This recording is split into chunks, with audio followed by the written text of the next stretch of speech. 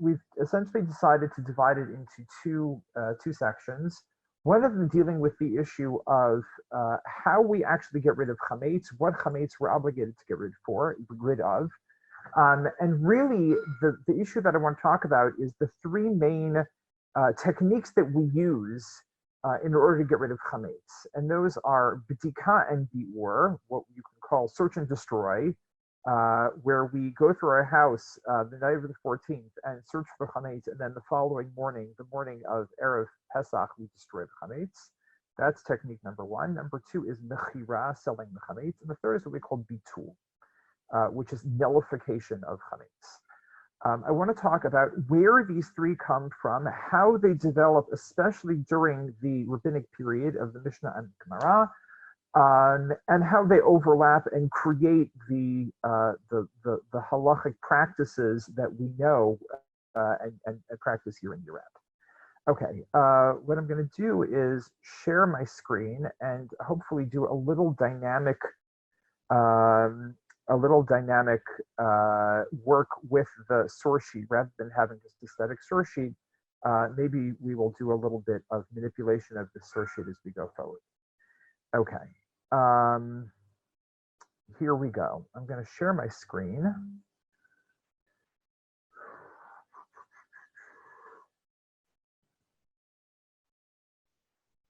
Okay. Masechet Pesachim is an interesting masechet because it's while it all talks about the holiday of Pesach, it's really divided into two. One part is two, but also sort of three. The first four chapters of the masechet talk mostly about the obligation to get rid of chametz, which is obviously extremely relevant even in our own time. The next 5 chapters talk about Korban Pesach in great detail and actually giving a fair amount of historical data, much of which we can actually verify by outside documentation, including Josephus, who talks about the practice of bringing the Korban Pesach during the late Second Temple period. That's part 2. And then the 10th chapter of Pesachim deals with the Seder. So it's really chapters 1 and 4 and chapter 10, which is still relevant to our own day and age, and chapters 5 through 9, which seem to be 5 chapters which are plunked in the middle of Masechet Pesachim from Seder Kodshim, from the section of the Mishnah and the Talmud that deals with sacrifices. So it's an interesting Masechet to learn in that sense, because you have a sense that Pesach was once this unified holiday involving the parts that we know and the parts that we don't know, all of which formed one unified whole. And Korban Pesach was obviously a very central part of that. That's not what we have nowadays, much to our dismay. Rabbi, I mean, not only will we pass coronavirus, but also the temple will be built and we will be able to offer the sacrifice, the Pesach sacrifice again.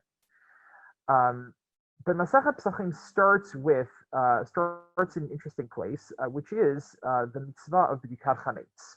Here we go. Sorry, hold on one second.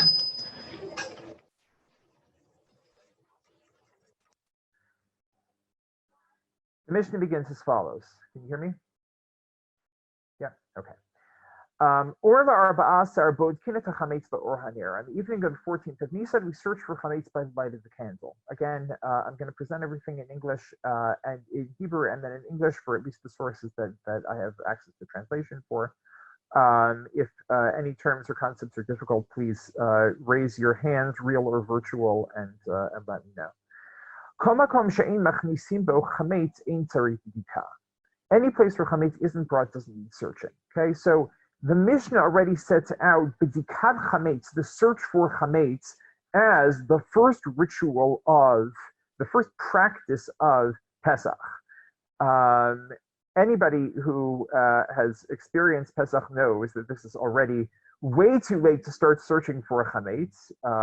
As your mother probably told you, why are you looking for chametz when I've been cleaning the house for 2 weeks? But this is where the formal ritual part of Pesach begins. The night of the 14th, we search for chametz, and it already lays out a very important point, which is you only have to search for chametz in places that require searching. The Mishnah continues, If so, what were they referring to when they ruled the 2 rows of the wine cellars must be searched? Makom shemachnisim bo chametz, to a place which chametz is brought. Okay, so this is an interesting point. The Mishnah teaches us that you only have to search places where chametz is brought. And then it brings this reference to 2 rows of the wine cellar. Who said anything about 2 rows of the wine cellar? Where did that come from? So what it seems is that there was an earlier iteration of the halachot of Bdikat Chametz that involved at least a partial list of places that you have to check, including 2 rows of the cellar.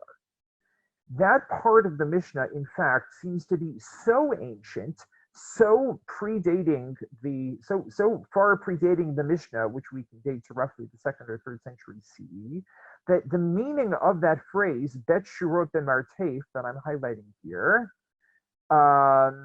is debated by Beit Shammai and Beit Hillel, who are late Second Temple schools of halachic authority. So already there we have an analysis of this phrase, meaning that the phrase was so ingrained within the halachic canon that it was debated, its meaning was already unclear by the time of Beit Shammai and Beit Hillel, and they were debating what it means when we say that you have to check the 2 rows of the wine cellar.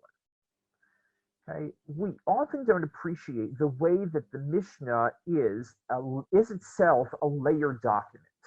We appreciate the fact that the Talmud is a layered document because the Talmud explicitly includes and regularly includes a very wide range of voices. But the Mishnah often seems to be presented, if not as completely flat, at least from coming from a fairly narrow historical period that we call the Tannaitic period. The early Tannaitic period includes Beit Shammai and Beit Hillel and a few earlier scholars. The later Tannaitic period is Rabbi Akiva and his students and their students in the post Second Temple period. But what we have here is a very, very early remnant of a halachic code that talks about this category of Bdikat Chametz. And its meaning is debated by Beit Shammai and Beit Hillel. As we often find, Beit Shammai is the more stringent of the 2 positions. What does it mean, 2 rows in the wine cellar? Beit Shammai say 2 rows over the area of the entire cellar must be searched. Meaning, if you have a picture, if you can picture a kind of phalanx of wine barrels lined up, stacked one layer on top of another. Beit Shammai says you have to check the entire 2 layers of barrels across the width of across the area of the entire cellar. And Beit Hillel says no, the outer 2 rows that are the uppermost. Only the upper 2 rows, not even the layers, but just those 2 outermost rows of barrels must be searched. What are they debating, says the Mishnah? They're debating the way in which this phrase should be interpreted. And now what the Mishnah does is it takes this case-specific phrase, 2 rows of the wine cellar, and tries to square it with the more general phrase that we have here, any place where chametz isn't brought doesn't need searching. Okay, so here's another interesting point. I see something just... Oh, okay, terrific. The visual depiction of the barrels. Thank you. I'm sure I could find it online, but I don't want to waste time doing that. I remember when I visited with my family a couple of years ago the Barkan winery, which is not far from where we live in Israel, and there it's really a massive room. You have thousands upon thousands of barrels. And my wife actually worked in a kibbutz where they produce wine, but on a much smaller scale. And she was just astonished by the massive scale of this wine cellar, where you had literally, each row or each layer of barrels was hundreds of barrels. What's going on in the Mishnah here? We have this old phrase, 2 rows in the wine cellar, that's very case specific. It's referring to a very specific place in your house that you have to check. And that's the earlier phrase. And now a later phrase that's incorporated into the Mishnah is this phrase, Kol makom she'ein machnisim bo chametz ein tzarich b'dika. And what the Mishnah is doing is squaring the general statement, the later general statement, with the earlier case-specific statement. Here's an interesting phenomenon that also happens in the Mishnah to a greater extent than we appreciate. You have this development of halacha from case-specific rules into more general principles, and sometimes there's tension between them. Sometimes the more general principle seems to be at odds with the case-specific ruling, and then you have to figure out what how the two really mean the same thing. Why did they rule that you only have to check 2 rows of the wine cellar? Because that's the only place where chametz would be brought. In other words, if you were going during your meal down to the wine cellar to bring up a barrel of wine, what part of the wine cellar would you be likely to access with your possible piece of bread in hand? I've actually done this, going back to my kitchen to get something, and whoops, I dropped some crumbs in the drawer, which is what we're going to be cleaning out in the next 2 weeks. These are the areas, this is the area of the wine cellar where you could conceivably have dropped a piece of bread and that you would need to check. Okay, so just to give you a sense, this Mishnah gives us a sense of how ancient and how deeply ingrained the practice of the Bikat Chametz was in the way that they dealt with Chametz and cleaned their houses of Chametz in the rabbinic or actually even pre-rabbinic period. Okay, when we think about rabbinic law, it doesn't simply date from the Tannaitic period, the period of the main scholars of the Mishnah. Its roots are really deep in the Second Temple period, and that's evident in this Mishnah. Okay. Anything else I wanted to say about this? No. Okay.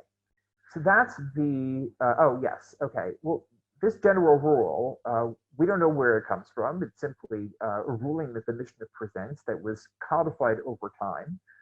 It's actually a very important rule, practically speaking. When you think about the places that you check, we have this habit of making Pesach cleaning essentially a kind of spring cleaning, and that's not what it's meant to be.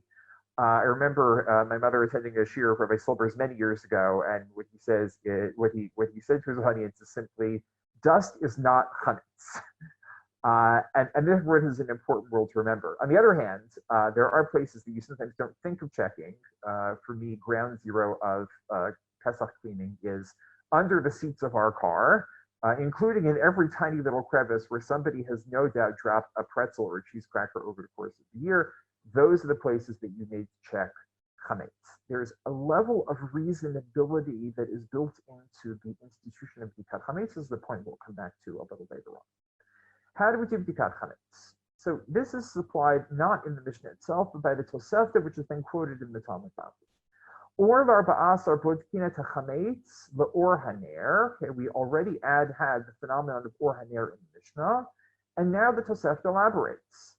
Ein Tosefta is a compilation that's parallel to the Mishnah, dates from roughly the same period of time. And then it elaborates, Ein bodkin lo le'or hachama, lo le'or habana, ela le'or haner, lefi shebedikat haner yafe meruba. Okay, because candlelight is greater. Actually, there's a girsa, there's a snafu in the girsa here. It's not clear whether the proper text of the Tosefta is or bikat haner yafa, that it is better in some way, or miruba, because candlelight is greater. The translation that I have here takes the second of these two. This is also an interesting point, because when do we do Bikat Chametz? We do it on the night of the 14th. Well, wait a second. Why would you be checking by sunlight then? So this is actually a point that the Talmud Bavli develops that I don't want to go into now. Questions, is there an alternate time that you could do Bikat Chametz? This is something that comes up when you have large areas, kind of an institutional structure that you need to check. If you have a dormitory and you need to check each room of the dormitory, if you have a hotel, could you do Bikat Chametz at an earlier time? And if so, do you do it during the day, or can you do it during the day, or do you need to do it at night? From the fact that Tosefta says you don't do it l'or hachama, perhaps you could say that if you're not doing it on the night of the 14th, if there's no way to check everything on the night of the 14th, you're obligated to check earlier. Perhaps you could do it even during the day. Except the problem is not the time that you do it, the problem is the means that you do it by. And we require you to do it by or haner, by candlelight, either because candlelight is yafa, which could be interpreted in a number of ways, or miruba, or is greater. If you say it's yafa, and this is actually the variant text that we find in the Bavli, not miruba, but yafa, what you end up saying is that candlelight is a more effective, and actually the way that it's phrased is a more precise way for you to check. Candlelight provides a more effective and point kind of what's the word I'm looking for? Focused light that's appropriate for checking. This is a question that comes up nowadays. Should you check by candlelight or flashlight? The simple answer is you should check by flashlight because candlelight you run the risk of a fire. That's the simplest reason. And if you're going to go with Bikatan area fa, then you should certainly use a flashlight because flashlight is more effective and more focused. Nonetheless, many people still have the custom of using candlelight, and in the second part of the Tosefta, we see at least one reason why. Even though there's no proof for the notion that you have to do B'dikat by candlelight, there is a hint to this in the following two verses from Tanakh. In that term, I will search Jerusalem by candlelight, or maybe a better translation here is lamplight. We'll talk about that in a second. And that which it says, the life breath of man is the lamp of the Lord, revealing his innermost parts. Ner Hashem nishmat adam chofes kol chadrei batim. Okay, there is a focus here on candlelight, or maybe lamplight is more appropriate, because if we translate the term candle in the time of, or in the context of biblical or Mishneh Hebrew, what we're thinking about is not our wax candle, but an oil lamp of the kind that you see in museums, right, or that you see on archaeological digs. Why are these two verses quoted? The simplest reason the verses are quoted is because they talk about searching by candlelight, suggesting that candlelight is, or at least the first verse talks about searching by candlelight, suggesting that candlelight is the standard or most effective way to search. But already in the first verse, we get a sense that the B'dikat Chametz, having become ritualized, has become more than simply a practical means to revealing where Chametz is in your house. And already we get a sense here that Chametz becomes more than simply a technically prohibited substance and a symbol for something more spiritual. And therefore, B'dikat Chametz too, the ritual of B'dikat Chametz, becomes something that is not merely practical, but also spiritual. What is God searching for in Jerusalem by candlelight at the end of days? He's searching for something about who is righteous and who is wicked and who deserves to be saved and who doesn't deserve to be saved. And then in Mishlei Ner Hashem Yishmat Adam Kochofes Kochadrei Baten, literally that means the life breath of man is the lamp of the Lord, revealing his innermost parts. But cleverly, what the Tosefta has done is reverse the meaning of this first section of the verse. Here we have Ner Hashem Nishmat Adam, which could be translated as the life of man is the lamp of the Lord, right? Because Hebrew can put the subject or object first. It does not have a rigid subject-verb-object structure. And of course, there's no verb here because it's just is, which is not expressed in Hebrew. But the verse, the way that the Tosefta is interpreting the verse is actually reversed.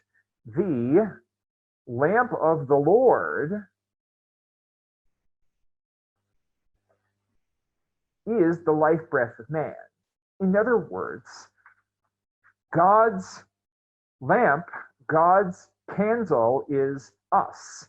And therefore, there's a sense that when we search by candlelight, we are searching with ourselves, with something, with some deep part of ourselves, our innermost parts.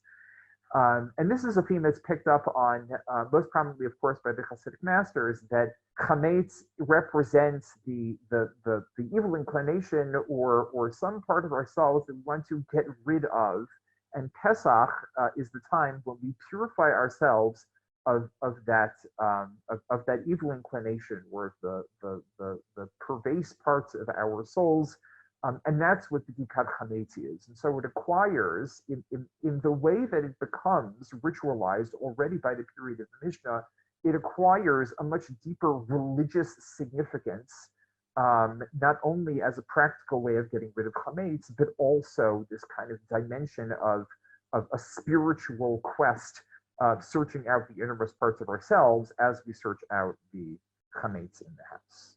Okay? Hence, even though nowadays, practically speaking, a flashlight is much more effective, one understands why people are still inclined to search with a candle, because the ritual takes on this kind of spiritual search element. We want to do it in a way that is most traditional, or people would say authentic. Okay. Just skipping down here, we're going to come back to those other sources. The way that the chametz becomes ritualized is expressed in a number of ways in the Talmud. The simplest of which, and again, it's kind of, we don't usually think very much about the fact that we make a bracha when we do b'dikat chametz. But this is actually a point the Talmud has to make. Amar Rabbi Yehuda, habodek tzarich shivarech. When you're doing b'dikat chametz, you have to make a bracha. Well, you might think that's obvious, right? You do brachot every time you do a mitzvah. But in fact, we don't make brachot every time we do a mitzvah. When's the other mitzvah, another mitzvah we don't make a bracha on, for example? We don't make a bracha the very next morning when we burn the chametz. Well, wait a second. Isn't burning what the Torah says you have to do? The Torah says you have to get rid of all of your chametz. Why isn't that the focus of the bracha? So here again, we see the way that the b'dikat chametz, already by the period of the Mishnah and the early Amorite period, achieves this kind of ritual significance. Okay, the fact that this is what you make a bracha on means that this becomes the focus of our efforts, or one very central component of our efforts to get rid of chametz from our house. Okay. What we're going to do now is gradually scale back from, or gradually kind of work our way back from that very b'dika focused perspective on how we get rid of our chametz. Because as we're going to see, as we move through the rabbinic period and into the post-rabbinic period, we'll discover other techniques of getting rid of chametz that minimize the significance of b'dikat chametz as a practical way of getting rid of chametz. And even though the ritual remains, it remains, at least conceptually, in somewhat diminished form. Okay. Let's start. I'm going to hope to get all these sources, but I see that we'll see how much time permits. First, an interesting question. What kind of chametz are we responsible for getting rid of? You think, okay, well, any chametz that's found in my domain. Well, how do you define domain? We have two psukim, in fact, that talk about the requirement to get rid of chametz, or rather the prohibition of having chametz in our possession. One of them is in Exodus chapter 12, Shivat yamim se'or lo yimatzei bevatechem. 7 days, leaven shall not be found in your houses. Okay, the term se'or, probably the best way to translate this is leaven is one way, but se'or probably refers to what we call sourdough starter. Right? In the olden days, they didn't use prepackaged yeast. If you wanted to make bread, you had sourdough starter, what we call sourdough starter, and that's what you use to leaven your yeast. That se'or is therefore a more intense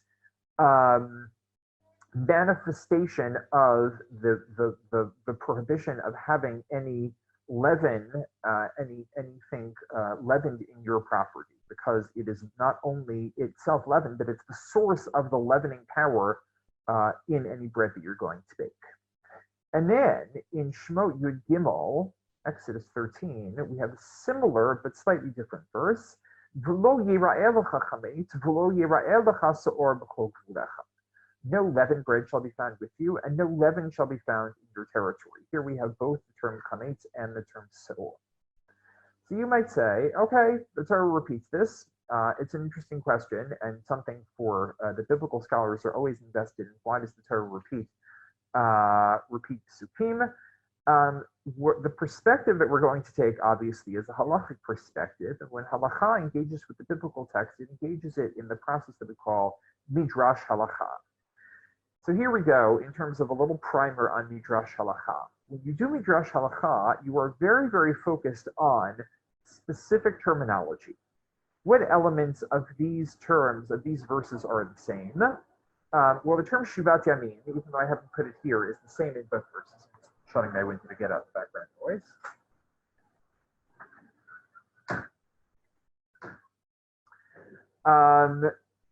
But there are some other discrepancies. This verse, as we said, mentions only Seor, whereas this verse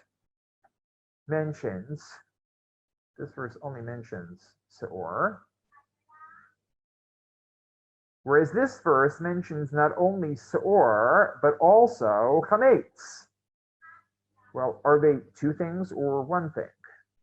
This one says, Lo yimatzeh, whereas this one says, shall not be found, whereas this one says, Lo yera'eh. Shall not be, the translation here is actually not so precise. Shall not, literally, what is lo yera'eh? Shall not be seen with you. Verse 12:19 says, Bevatechem, it says, in your houses, whereas this one says, Bechol gevulecha, in all your territory. So these slight discrepancies may not seem to be all that significant, but as we will see, the Midrash makes a great deal, or reads a great deal of significance into these differences. Okay, here we go. Tanu Rabbanan, says the Talmud, Shivat Yamim Seor lo yimatzeh bebatechem. 7 days, leavening agents may not be found in your houses. What's this teaching us? It already says, no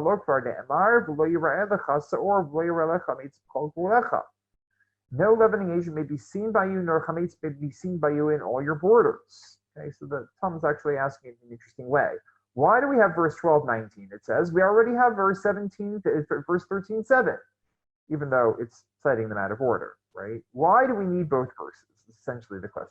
What does each verse come to teach me? Here we go. Because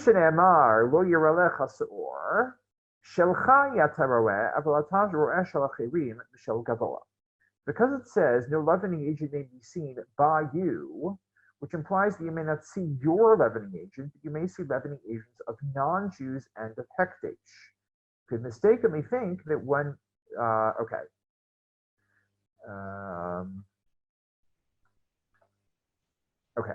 if you only had, what's it saying here? Sorry, the translation is not as precise as I'd like. Look, it says here, Lo yera'eh lecha seor. We didn't really notice the lecha. The lecha is actually not usually translated, though here it's preserved in this translation. With you. Okay, well, that's not really much of a significant phrase. Lecha, in fact, is often read by the rabbis to have a great deal of significance. What does lecha suggest? Often in Midrashic readings, lecha meaning not only with you, but owned by you. You may not see your leavening agent. Implying, what could you see?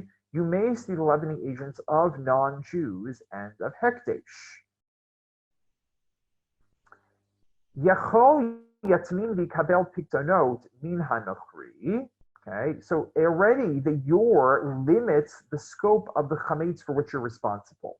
What chametz are you responsible for? You're responsible for your chametz that is owned by you. So here's an interesting point that we read out of the verse in this context. The parameters of owning chametz is specifically defined not as chametz existing in your domain, but your ownership of chametz. In other words, the prohibition of having chametz on Pesach is legalized. It's made subject to that legal concept that we call ownership. Well, how far do we take that? What do you mean?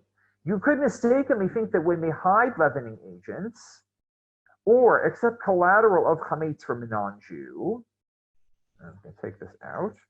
Therefore, the verse teaches us by saying it will not be found in your property. In other words, if I only had verse 13:7, what might I say? Oh, lo yira'eh lecha chametz. I can't see it. What am I going to do if I can't see it? I'll just close my eyes and wear blindfold while Pesach. Not so practical. What will I do? Hide it away. I don't see it. Also, it says lo yira lecha. If you don't own it, maybe you're not responsible for it. Well, we did say that a minute ago, but that is limited or mitigated by the implication in this verse. What does this verse say? Lo yimatze, it shall not be found. If we say it shall not be found, well, that means I can't hide it, because if I hide it, sure, I can't see it, but I might find it. And notice in this verse, there's no lecha. So what do? We split the difference. Talmud Lamar lo yimatze. Okay, we're going to see how we split the difference in a minute. Eli ela shebevatechem bebarot shichinu me'arot minayin Talmud Lamar b'chol gevulcha. And now if we go back to this verse, we see it says bevatechem, so you might think that it's only in your house that you can't have chametz, but somewhere else on your property you could, like in storage pits or other places where you might store chametz. Talmud Lamar b'chol gevulecha, in all of your borders. So effectively what happens is these two psukim give us different sets of parameters, and we kind of mix and match and say, okay, this verse is teaching me one thing, this verse is teaching me another thing. Effectively, yimatse becomes the dominant element here. It teaches me that it's not simply seeing chametz, but even finding it. In other words, this expands the scope of things, of the prohibition of having chametz. And this one expands the scope in terms of the chol gvulecha. Now, obviously, if we were going to dig a little deeper into this, you could say, well, why not just combine? Why have two verses that I need to mix and match from in the first place? Why not just combine them in one verse? Not our issue for right now. What's interesting is just to see the way that the Midrash thinks. If I have two psukim, they balance each other out. And that's what we're going to see now, because effectively what happens is there's a balance between the yimatse element here and the lecha element in this verse. How do we see that? Amar Mar. Now the Talmud cycles back after it cited this after it cited this midrashic passage, which was from the Tana'itic period. Now the Talmud comes along and tries to resolve an implicit contradiction. You could mistakenly think that one could hide chametz or accept collateral from a non-Jew. Therefore, the verse teaches us by saying it will not be found. You could think I'm just going to hide it, or you know what? It's not mine. I'm going to take a collateral from a non-Jew. He owes me money. I'm going to take a collateral of his chametz and I'm going to leave it sitting in my property. Talmud Lamar lo yimatzeh. Well, wait a second. But in the first clause, it said you may not see chametz, but you may see chametz of non-Jews and of hekdesh. In other words, what's the implicit contradiction? Lo yimatzeh tells me I can't take a collateral of chametz, but lecha tells me that if I don't own it, it's not my problem. So how do we say that you can't take a collateral, but also you're not responsible for it if it's not yours? Lo kasha, says the Talmud, no problem. We assign different values to these cases. Ha de kabila le achrayut, ha de lo kabila le achrayut. This refers to one where he accepted responsibility for it, and this refers to one where he didn't accept responsibility for it. In other words, if I take a non-Jew's chametz and I place it in my domain, when do I have to get rid of it? It's only when I've accepted responsibility for it. In other words, if something happens to the chametz, I'm liable. But if I don't have liability for it, if I just say to my non-Jewish neighbor, yeah, you can put that in the corner, I'm not taking any responsibility for it, that I'm not responsible for. And we have an interesting practical case that came up in the time of the Talmud.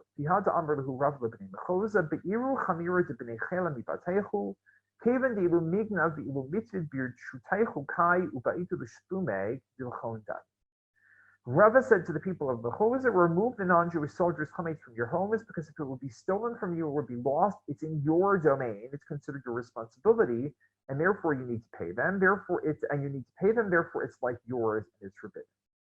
So also here, we see a deepening of this kind of formalization of this prohibition to own chametz, where it's subject not only to ownership, but an even finer grained distinction between liability and not liability.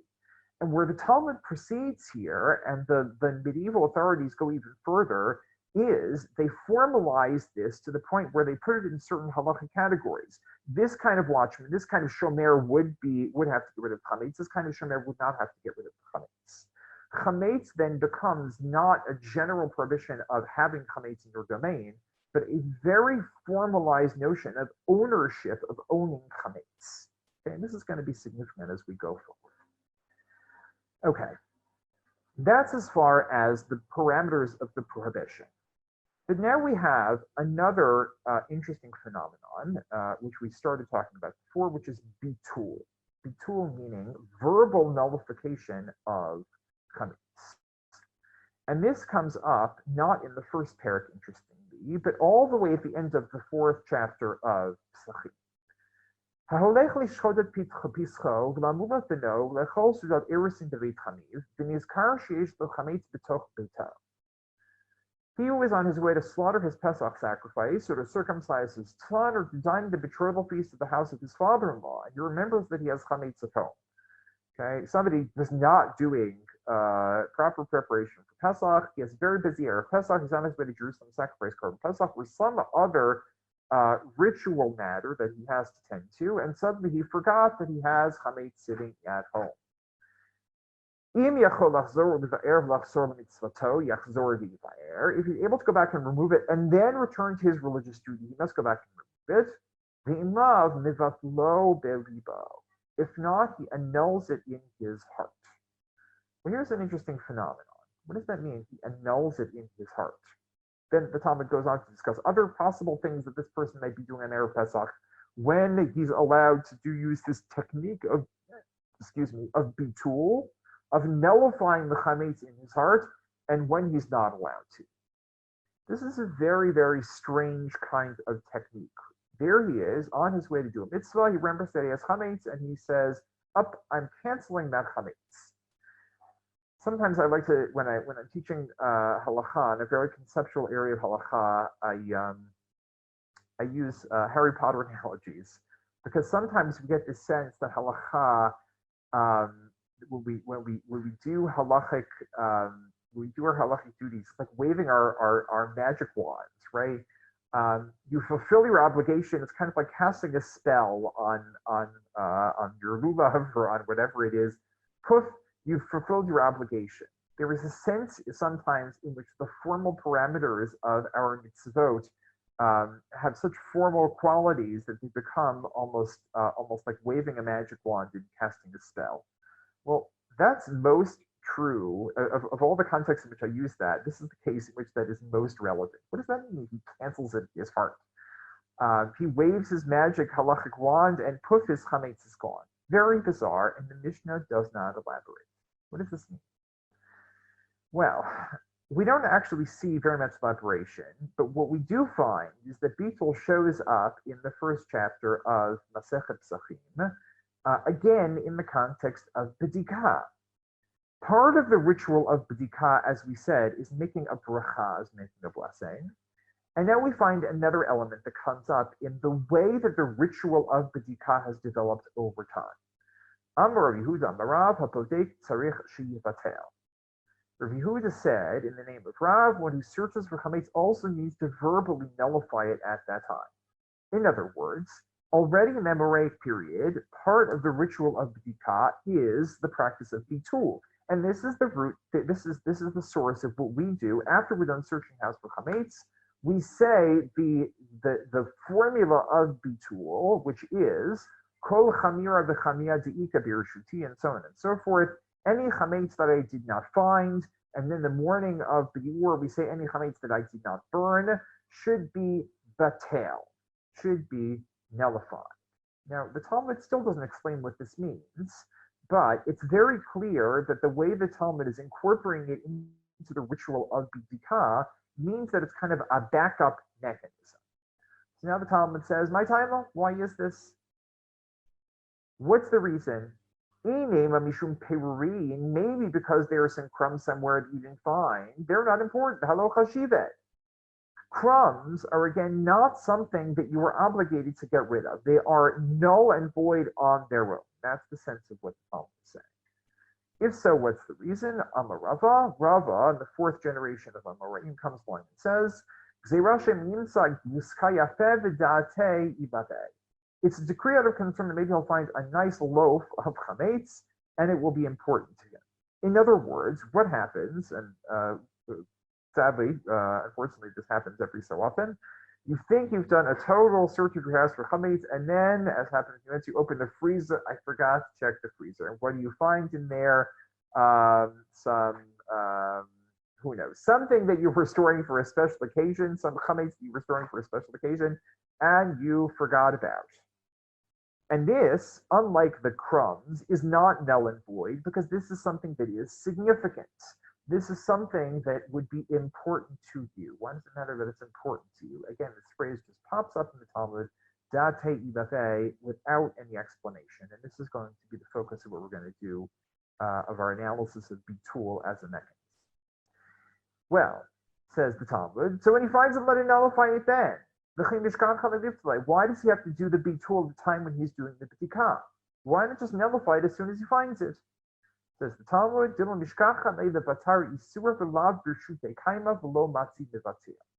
maybe he'll find it after chametz has been forbidden, and it's no longer in his possession, he'll be unable to nullify it.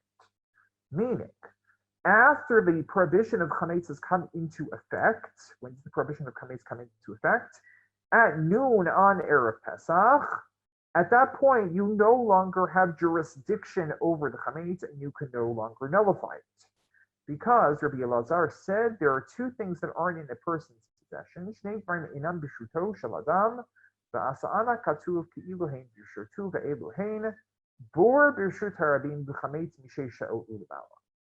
There are two things that aren't in a person's possession, but the Torah made them as if they're in his possession. These are them, a pit in the public domain, and the chametz afternoon on the 14th of Nisan. Okay, this is also an interesting statement that we're going to talk about as we go forward.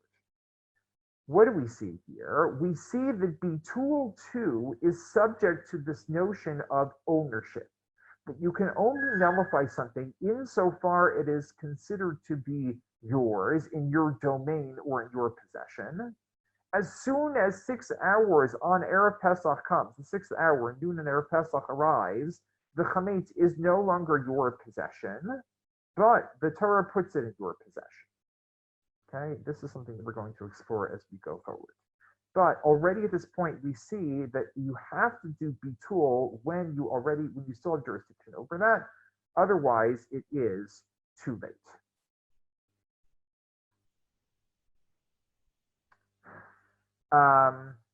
Okay. What is bitul? What's going on here? Okay, so what we're going to do now is go to some of the medieval commentaries who talk about bitul in the context of another passage in the Talmud, where the Talmud has just an oblique reference to bitul and the way that bitul overlaps with b'dikah. Says the Talmud in Pesachim 5b, since b'dikah chametz is only, it says b'dikah chametz this is the continuation of a statement that we're not going to get into the context here. Since b'dikah chametz is only of rabbinic requirements, demida araita bebitul ba'al masagi. Why is b'dikah only rabbinically required? Because from the Torah, only bitul is required. Okay, so this is talking about the context of whether we believe somebody about whether the house was checked or whether we don't believe them. The context is not important. What's the Talmud doing? The Talmud is actually telling us something very surprising. Up until now, the impression that we have gotten from the sources, this is the central focus, the main way that you get rid of your chametz is by searching and destroying. And all of a sudden, we have, well, gradually what happens is the ritual of b'dikah becomes elaborated on and one could say accessorized with the bracha and with bitul. And now the Talmud comes along and says, oh, well, if you're doing bitul, the bitul exempts you from anything that you would be required to do otherwise, at least on a biblical level. When the Torah says get rid of all your chametz, how could you fulfill that? By nullifying it. And in fact, this is what many people do. If you're locking up your house for Pesach, because you're traveling, you're not going to be home, you don't need to clean your house for Pesach, because all you need to do is bitul. You just need to nullify everything there. And therefore, in this year where we are all going to be home for Pesach, all travel opportunities have basically been nullified. Nowadays, in this year, nullification is not an option for many people who use this technique year in, year out. And now people actually have to search and clean their homes, which they wouldn't be required to do otherwise. But on a biblical level, they would be able to fulfill it with bitul. And therefore, bedikah now is diminished to only a rabbinic requirement. Well, what does this mean?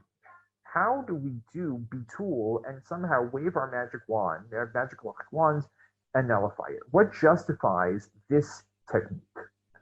Says Rashi, bitul be'alma, dichtiv tashbitu, because the Torah merely uses the term tashbitu, which means to, or could be translated as to nullify, from the term shavat, which means to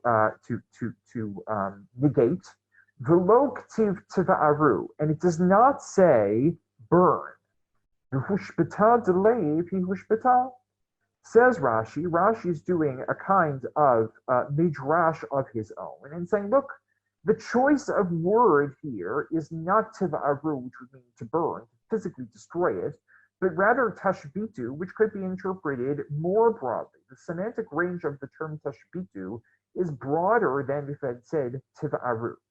The hushbata hashbata, should be hashbata, not hushbata. The hashbata delayed, a nullification in your heart, is considered to fulfill the requirement of hashbata. And this is followed as well by Maimonides, by the Rambam, when he says as follows: Umahi hashbata ha'amra b'Torah. What is the nullification or negation the Torah requires? Hi shivat lo libo v'achshavoto ke'afar.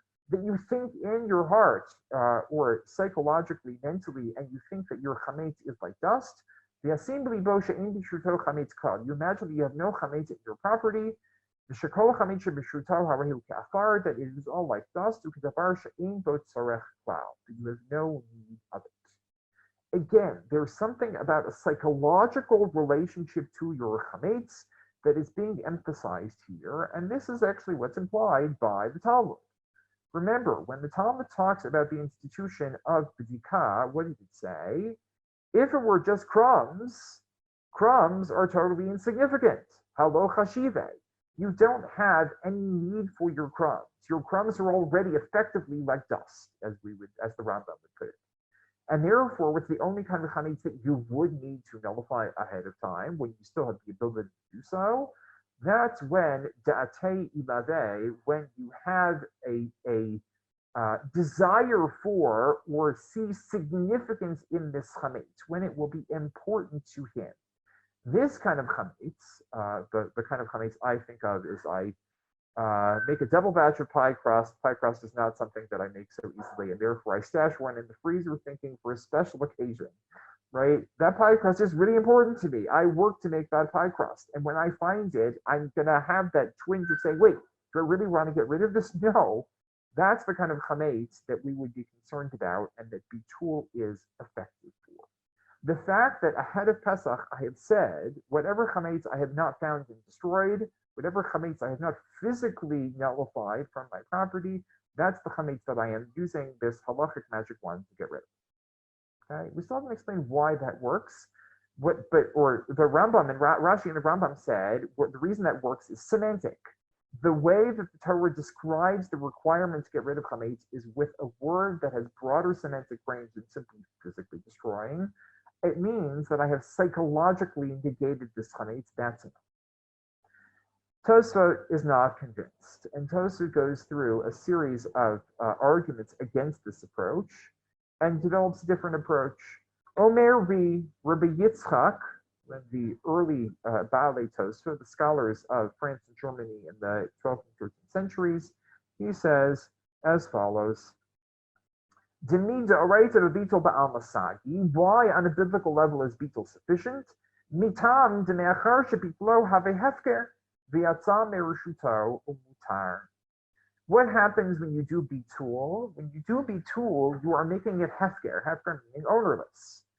Anytime, we do this a lot before Pesach as well, I going through my closets and see that there's all sorts of stuff there that I don't need. What do? I put it out on the sidewalk with a sign that says, anybody can take it. That is called hefker.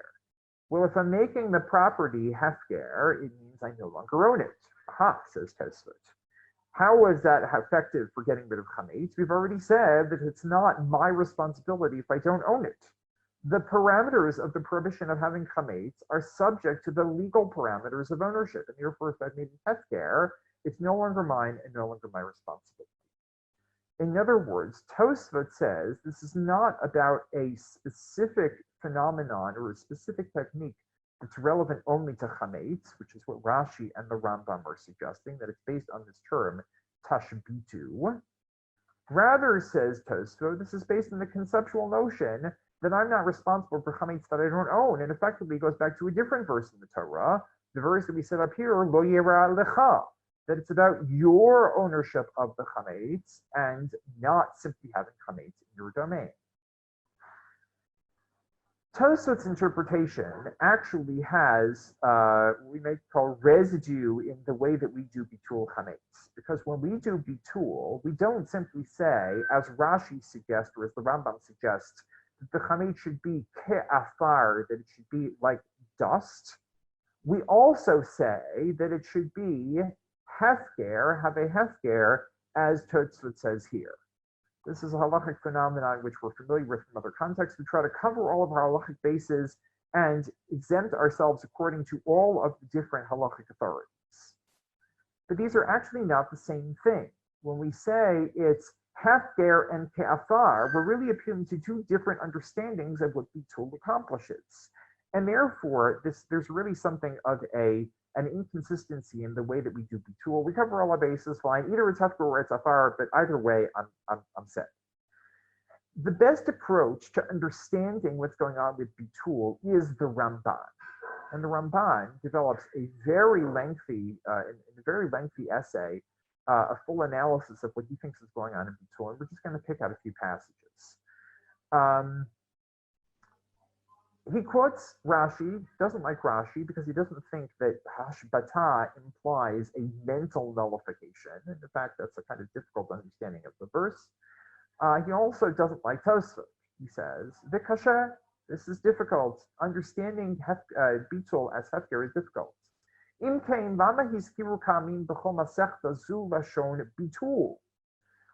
do they use the term bitul, says the Ramban. Nisani hefker shanu chachamim b'chol makom. Says the Ramban, Chazal, our sages, did not forget the word hefker. And throughout the Mishnah, they use the term hefker very freely. Why would you come up with a different term to describe what we're doing with bitul? What, Chazal forgot that there was this concept of hefker? Why did Chazal choose lishon bitul? Says the Ramban, the language of bitul implies that this technique, this mechanism of bitul, is not simply declaring the chametz to be ownerless. And the Ramban brings out a number of different problems, the ways in which the technique or the parameters of bitul are different than hefker. In other words, bitul does not simply mean excluding the chametz from my ownership. It seems to be doing something different. So the Ramban develops his explanation based on what we talked about in the Talmudic passage above. I'm not going to read through the whole thing, but I just want to go back to this passage. The passage which said, Amma Rabbi Elazar, Shnei Dvarim Einom B'Shuto Shel Adam V'Asa'an HaKatuv Ki'ilu Hein B'Shutu V'Elu Hein Bor B'Shut Harabim V'Chametz Mishei She'ot L'Mala. There are two things that aren't in the person's possession, but the Torah has made them their like in his possession. And these are then a pit in the public domain and chametz afternoon on the 14th of Nisan. Let's start with the pit in the public domain. I see we're almost out of time, but I'm just going to take about 5 minutes to get through this point. And then maybe we'll pick up with this, the last of these points, which is Mechirat Chametz tomorrow when we pick up with this. But I would like just to finish off this point, if you can bear with me. What does this mean, a pit in the public domain? I go and I dig a pit in the middle of the street, and then I walk away. Am I responsible for any damage that pit does? The Torah says, yes. Why? In what sense is the pit mine? Well, I created it, right? But I could say, well, no, it's a puddle. It's not my responsibility to fill it. It's true that I created it, but now that nothing about that pit can be owned by me. Says the Torah, nonetheless, we make that yours. Yours in what sense? Yours in the sense that you are now responsible for that. Yours in terms of liability. In other words, a pit in the public domain is an example of something that I do not own in a technical sense that we usually talk about ownership. I can't sell that pit to somebody, right? I can't then use that pit for some purpose because the street is not mine, and yet I'm responsible for it because I created it. And that's the Torah's declaration or edict that it makes me responsible for that pit, even though that's not the way that we usually think about ownership. It's mine with air quotes. The same thing is true for chametz after noon on the 14th of Nisan. Now, wait a minute. We said that the only chametz you're responsible for is chametz that you own. So why does the Torah have to make it yours? Wasn't it yours already? Why is the chametz no longer in my possession for afternoon on the 14th of Nisan? The Ramban says very simple, because chametz, as soon as it becomes prohibited not only in terms of keeping it, but also in terms of benefiting from it. There are very few substances in halacha that I'm not allowed to benefit from. One of them, for example, is basar b'chalav. If I cook meat and milk, I'm not allowed to sell it. I'm not allowed to feed it to my dog. I'm not allowed to gain any benefit from that thing. The same is true for chametz. I'm not allowed to gain any benefit from chametz, which is actually an important point when it comes to people who have a large amount of chametz. They have a store or a chain of stores where they sell chametz on Pesach. When you get around all the parameters of owning chametz, they're also not allowed to benefit from the sale of that chametz on Pesach, even so far as getting monetary benefit from it. Well, if I can't get benefit from something, effectively, I can't own it in any meaningful way. Therefore, as soon as the Torah comes and says, now it is Pesach, and Pesach, as far as chametz is concerned, starts not the night of the 15th, when we sit down to our Seder, but already the afternoon of the 14th, when the temple was still in existence, we'd be bringing our Korban Pesach.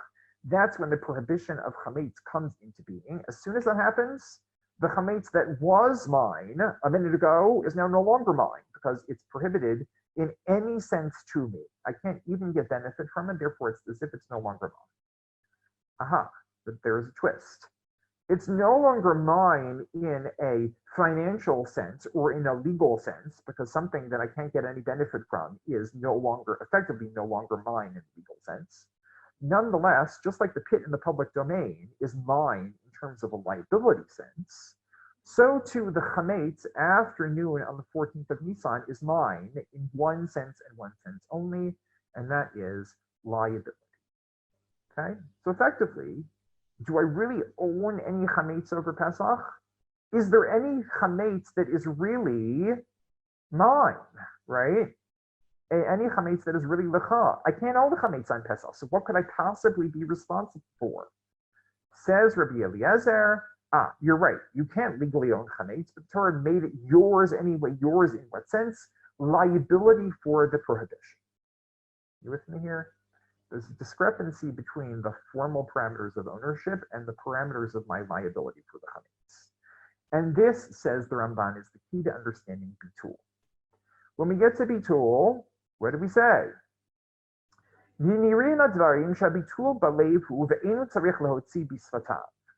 Bitul isn't even verbal. I can just think it.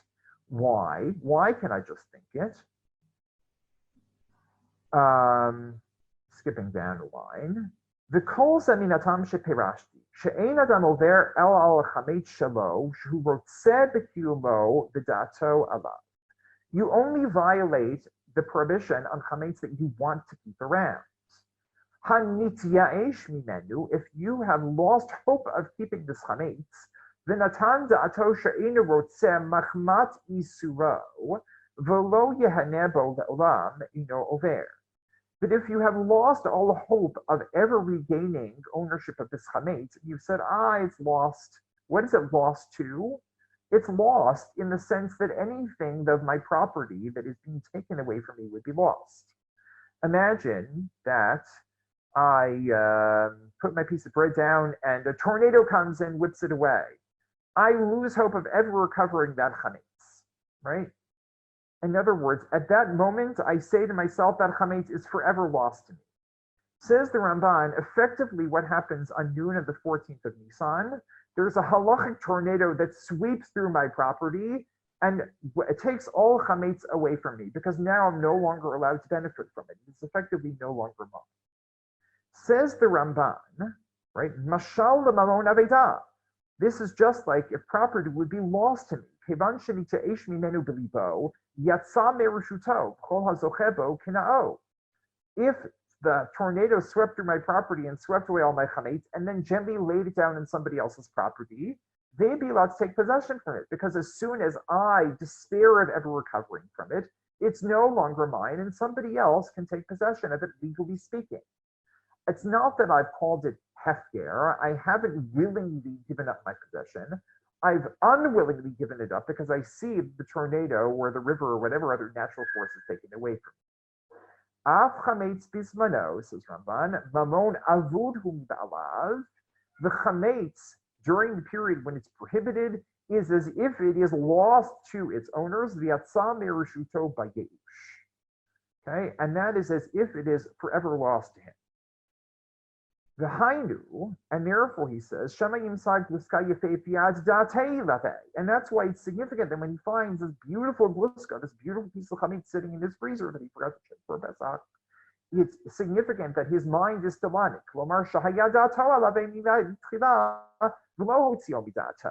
What's the concern if you don't do bitul, that you will find that piece of chametz and you will say, oh, I wanted that all along? What is bitul effectively then? Bitul is essentially acknowledging or acquiescing to the notion of this halachic tornado, this halachic river that's sweeping through my property and removing all chametz from my possession. Just like as if it's a physical force, I have no choice but to say, yep, it's gone. So too, if it's a halachic force, there's a difference. If it's a physical force, I have no choice but to say, yep, that chametz is gone. It's no longer mine. I am despairing of ever recovering from it. That's the concept of nityaesh, of yeush, of despair. So too, it's different, again, when it's a halachic force. Now I have to imagine and accept the fact that there is an imaginary halachic tornado coming through my property and sweeping all my chametz away. Bitul, says the Ramban, is the process of acquiescing to and acknowledging the force of that halachic tornado.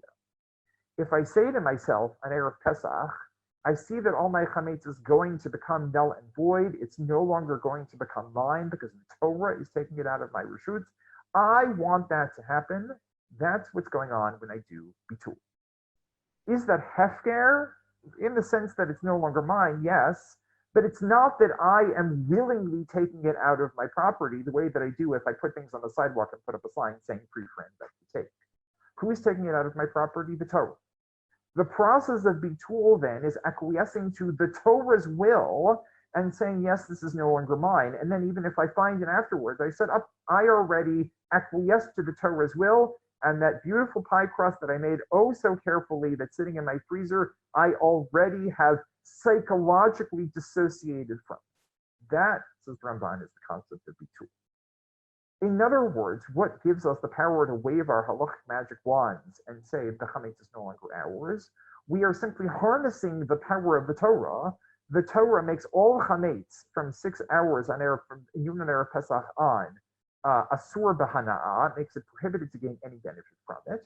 And we are simply harnessing the power of that halachic reality and saying, yes, we acquiesce to that halachic reality, we accept that, and we are psychologically dissociating from all the chametz. And now, at that point, what Rabbi Eliezer said back here, which is that the Torah puts it back in your possession, makes you liable for it, that is no longer true. When does the Torah put two things back in put the chametz afternoon and the 14th Nisan back in your possession? Only if you haven't done the bitul. Even if you're still holding on to the chametz that you might find and saying, oh, maybe I'll save that for after Pesach. If you have acquiesced to the Torah's reality, that's when you're no longer responsible. That's when the Torah no longer gives you the liability. And that's what we accomplish by bitul. Okay, so we've laid out the way that bitul, bidika and bitul overlap within rabbinic literature. Bidika being the primary ritual means of getting rid of chametz, and bidika being the primary ritual way, the search and destroy, which is undercut to some extent or undermined to some extent by the phenomenon of bitul, which is a kind of a kind of override mechanism where any chametz that I didn't find, I can simply psychologically nullify. We understand well why it's a backup, because you have to actually exert effort into getting rid of your chametz. You don't want to have your chametz lying around such that you might find, I know I talked about Pycrust, but for some people it's that bottle of whiskey that's sitting in their liquor cabinet. The bottle of whiskey that you might find and say, oh, it's a good thing I didn't actually get rid of that. It's a good thing I didn't actually pour that down the drain. Bitul, so bidika is needed to kind of remove the more likely temptations from our domain. But bitul, the bottom line, is effective. And if I did bitul and then I find that bottle of whiskey or that pie crust, I'm no longer technically liable on a biblical level. Okay, we're leaving the sources that have to do with mechirat chametz, selling chametz, for now. Hopefully we'll get to that tomorrow. Very briefly, because mechira is actually an important piece of what we do. The main focus of tomorrow's class, however, is going to be the phenomenon of koshering caving, koshering vessels, which is another way that we remove chametz, but in a very different sense. Removing chametz not in the physical sense of getting rid of actual chametz, and not even in a halachic requirement to kosher our kitchen. Practically speaking, we have to kosher our kitchens that we can cook in them on Pesach and not have them be infected by the chametz that's in our vessels. So what we're going to talk about tomorrow is this notion that the chametz is somehow infecting the vessels and therefore infecting our kelim, infecting our kitchen tools, and would somehow make its way into our food. Would we use them to cook or prepare our food on Pesach? That's what we're going to talk about in tomorrow's class. Hi, everybody. Let's get right to it and pick up where we left off yesterday. Even though yesterday we were talking about how to get rid of chametz from our homes, the various techniques that we use, b'dika and biur, which is search and destroy, bitul, which is mentally or psychologically or halachically, magically nullifying the chametz,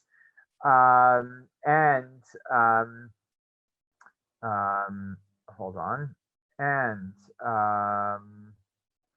mechira, but we didn't get to mechira, we didn't get to selling chametz, which is what we're going to talk about now.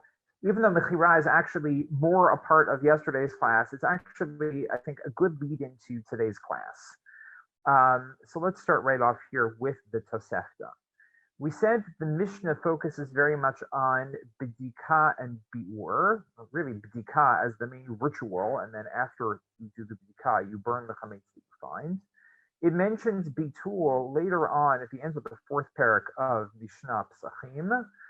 The notion that you can sell chametz as a way of getting rid of your chametz appears only obliquely in the Mishnah and much more prominently in the Tosefta. In the Mishnah, it says as follows: Beit Shammai Omrim, or actually in the Gemara, Lo yimkor adam chemtzo lenachri ela im ken yodea bo sheyichle kodem Pesach, uBeit Hillel Omrim kol she'ah shemutar le'echol mutar limkor. Beit Shammai say a person may not sell his chametz to a non-Jew unless he knows that it will be consumed before Pesach. And Beit Hillel say any hour that is permitted to eat chametz is permitted to sell to a non-Jew. So this is an interesting question that related to something we talked about yesterday, which is, are you responsible for chametz that you don't own?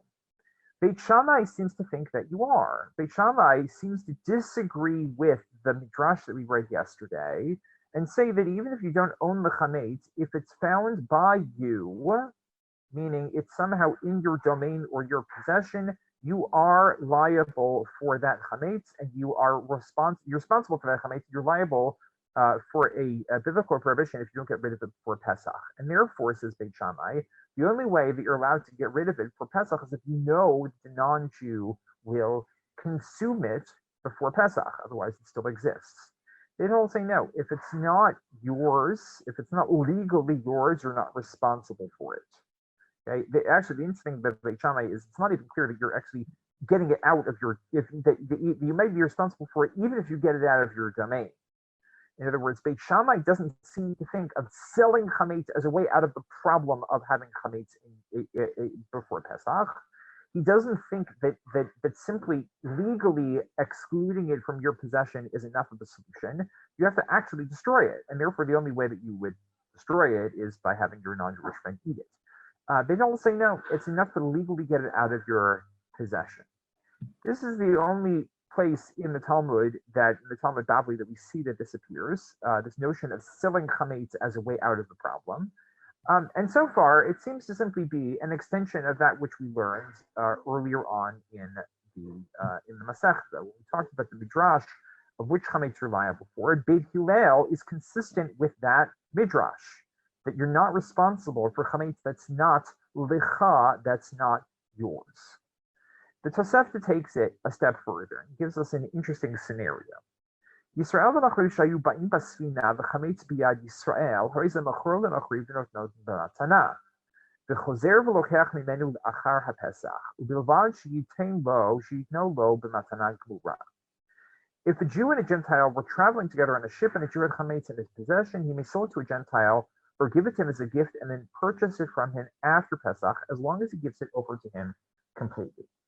Now, this is a kind of sale that's different than what the Talmud was talking about. This kind of sale is a temporary sale, so to speak. Meaning, when you sell your chametz to the non-Jew, not only are you not sure that he's going to eat it for Pesach, you have no expectation that he's going to eat it before or on Pesach. You sell it to the non-Jew with the full assumption that you will buy it back from him after Pesach. So this is a completely legal solution to the problem. Again, still consistent with the midrash that we learned yesterday, namely that you're not responsible for it and therefore not liable for any chametz that doesn't belong to you. But this leads to a very simple, maybe even elegant solution to the problem of chametz, which is sell it to somebody else and it's no longer yours. The problem, of course, is how real a sale is this if you're planning on buying it back to him, which is why the Tosefta includes this caveat at the end. As long as he gives it to him over, or let's say he gives it over to him completely, as long as the sale or the gift is a full gift. Well, that raises the question, what does that mean? What does it mean that it's a full gift? How would it not be a full gift? What would that imply? That you give it to him less than, honestly, less than fully? It's really not clear what the Tosefta is getting at, although similar notions appear elsewhere in Halacha. Please raise a comment here. You have a condition against the gift. Okay, interesting. It's very the same thing. You have a condition attached, meaning you say, I will sell it to you as long as you sell it back to me. Right. That would be, I think, a compelling way to understand the Tosefta. That's clear that it's clear that would not work. The Tosefta adds a curious piece at the end here, which I haven't translated because I'm actually not sure exactly how to translate it, and the Mefarshim actually disagree about what exactly it means. Right. A condition would be the same thing as saying that it's a time-limited sale. In other words, you can't sell something to him for a certain period of time. We'll come back to all of those in just a minute. Rashai Yisrael lomar sheyomar l'nochri ad sheta lokech b'maneh kach b'matayim shema etzarech ve'avo ve'kach mimachar char Pesach. The Jew is allowed to say to the non-Jew, you know, don't just buy 100 zuz worth of chametz from me, buy 200. Because maybe I'll want to buy some back from you after Pesach. It's not exactly clear, and as I said, the commentaries disagree that exactly why selling him more chametz correlates with you wanting to buy it back after Pesach. This is a bit of a strange point that he's making, but it's clear Tosefta is saying that you're allowed to set up the sale in such a way that makes it obvious to all involved that it's going to be reversed come the day after Pesach. In other words, there doesn't even need to be a pretense that this sale is going to be permanent, as long as it has the binding force of a permanent sale. Okay? Point number one that I want to make is as follows. When we think about a sale of this kind, we think about it as something that is very legal, and the term that we often use when we talk about this is it's a legal fiction. What do we mean by a legal fiction? Somebody want to jump in here? Please do if you want to say something. A legal fiction is something that I think a term that we often use pejoratively to say that it's not real. In fact, it would undermine what it says here, that you give it to him completely. No, when you use a legal fiction, it's really not real at all. You're just selling it to him as a way of ticking the box or checking the box and saying, oh, I got rid of my chametz, and as soon as Pesach is over, you untick the box and now you have it back. That's a fiction, right? I want to distinguish now between two terms that we often use synonymously, except that one, legal fiction, has a kind of negative cast to it, and the other has a kind of neutral cast. I want to use the term legal formalism, because what we're doing here is certainly a legal formalism, and it may also be a legal fiction. When I say legal formalism, what do I mean? A legal formalism, and students, people who've been in my class, I think in any context have heard me talk about this sometimes ad nauseum. A legal formalism means that it's something that exists only if you put blinders on and you think very legally about what's going on here, meaning you block out all other ways of thinking about this sale and you say, I am transferring ownership of this to my non-Jewish colleague, and now it is, if you think about it legally, only within the discourse of law. That's what we call a legal formalism. Formally speaking, in terms of the language or the meaning system of law, is it mine? No, it's not mine anymore, it is. And that has certain real ramifications. What are some of the ramifications of that? Well, if the non-Jew wanted, he could go ahead and partake of some of the chametz over Pesach. If the non-Jew wanted, he could sell it on to somebody else. And most importantly, if the non-Jew wanted, he could actually keep it, right? So a formalism is real in the sense that it works within the structure of law. When does a formalism become a fiction? A formalism becomes a fiction, I want to suggest, when you have another system of meaning that doesn't quite correlate with the legal system of meaning. And this is what we mean when we talk about something like Mechirat Chametz as a legal fiction. In fact, I think that when I talk about legal fictions, and I've talked about this in classes some of you have been in, I've talked about it specifically with regard to this because it's the one that we're most familiar with. When I sell my whiskey, right, because I don't feel like dispensing, pouring my whiskey down the drain before Pesach, I sell it. It sits in my liquor cabinet the same as it did before I sold it. And it does sit there all of Pesach, and then I buy it back after Pesach. If I put on blinders, right, I block out all other possible ways of thinking about what I just did, and I say, legally speaking, is that mine? No, it's not mine. There's a non-juice liquor in my cabinet, right? And people who are deeply committed to halacha as a way of thinking about the world, right? Think Rav Soloveitchik, Allah halachic man, will genuinely believe and feel with every fiber of their being that the liquor in that cabinet is not the same as the liquor that was there before. It's no longer mine. They will open the cabinet and say, oh, what a strange bottle of liquor that's just sitting there. The problem is that we also have other ways of thinking about our property that don't necessarily have, that aren't necessarily strictly legal. If I see liquor in my cabinet, I think, well, it's still in my possession. I may not own it, but it's still in my domain. And generally, what do we associate with things that are in our domain? If we're not thinking terribly legally, if we're thinking kind of balabatishly, right? If we're thinking kind of commonsensically about the stuff in our world, stuff that's in my domain is usually mine, right? And unless somebody tells me otherwise, I assume that something that's in my domain is mine. Legal fictions are cases where there's a dissonance between law and some other way of thinking about something. Generally, what do? We sell something, we sell it, that's the legal side, and we give it to the other person who we sold it to, that's the practical, common sense, balabatish side. In other words, usually ownership and possession go together. When ownership and possession don't go together, when they diverge, when I give up ownership of something but keep possession of it in some way, well, now suddenly I have a problem, and that's what we call a fiction. There's a kind of dissonance I have, which was what we refer to when we talk about things as fictitious in a legal sense. I saw the two comments here. Let me just check these. There's the chat box. Yeah, I'm not actually defining domain as any particular reshut here. In fact, I don't actually want to define domain too explicitly, because when we talk about domain, we actually have to give up the domain that our chametz, that we can't have chametz in our domain, even if it belongs to a non-Jew, as long as we are responsible for it. So really, when I say it's in my liquor cabinet, the liquor cabinet is technically no longer my domain at all, because if it were, I would be responsible for the stuff that was there. There's a sense in which we are also selling the space that our stuff is in to the non-Jew. Okay, but again, I don't want to get in terms of the too technical side of it. I guess one way of defining reshut, I guess, right. So I guess Zoe's comment is well taken, that it is kind of a reshut hayachid in a sense. But again, I don't want to get into it in too technical sense.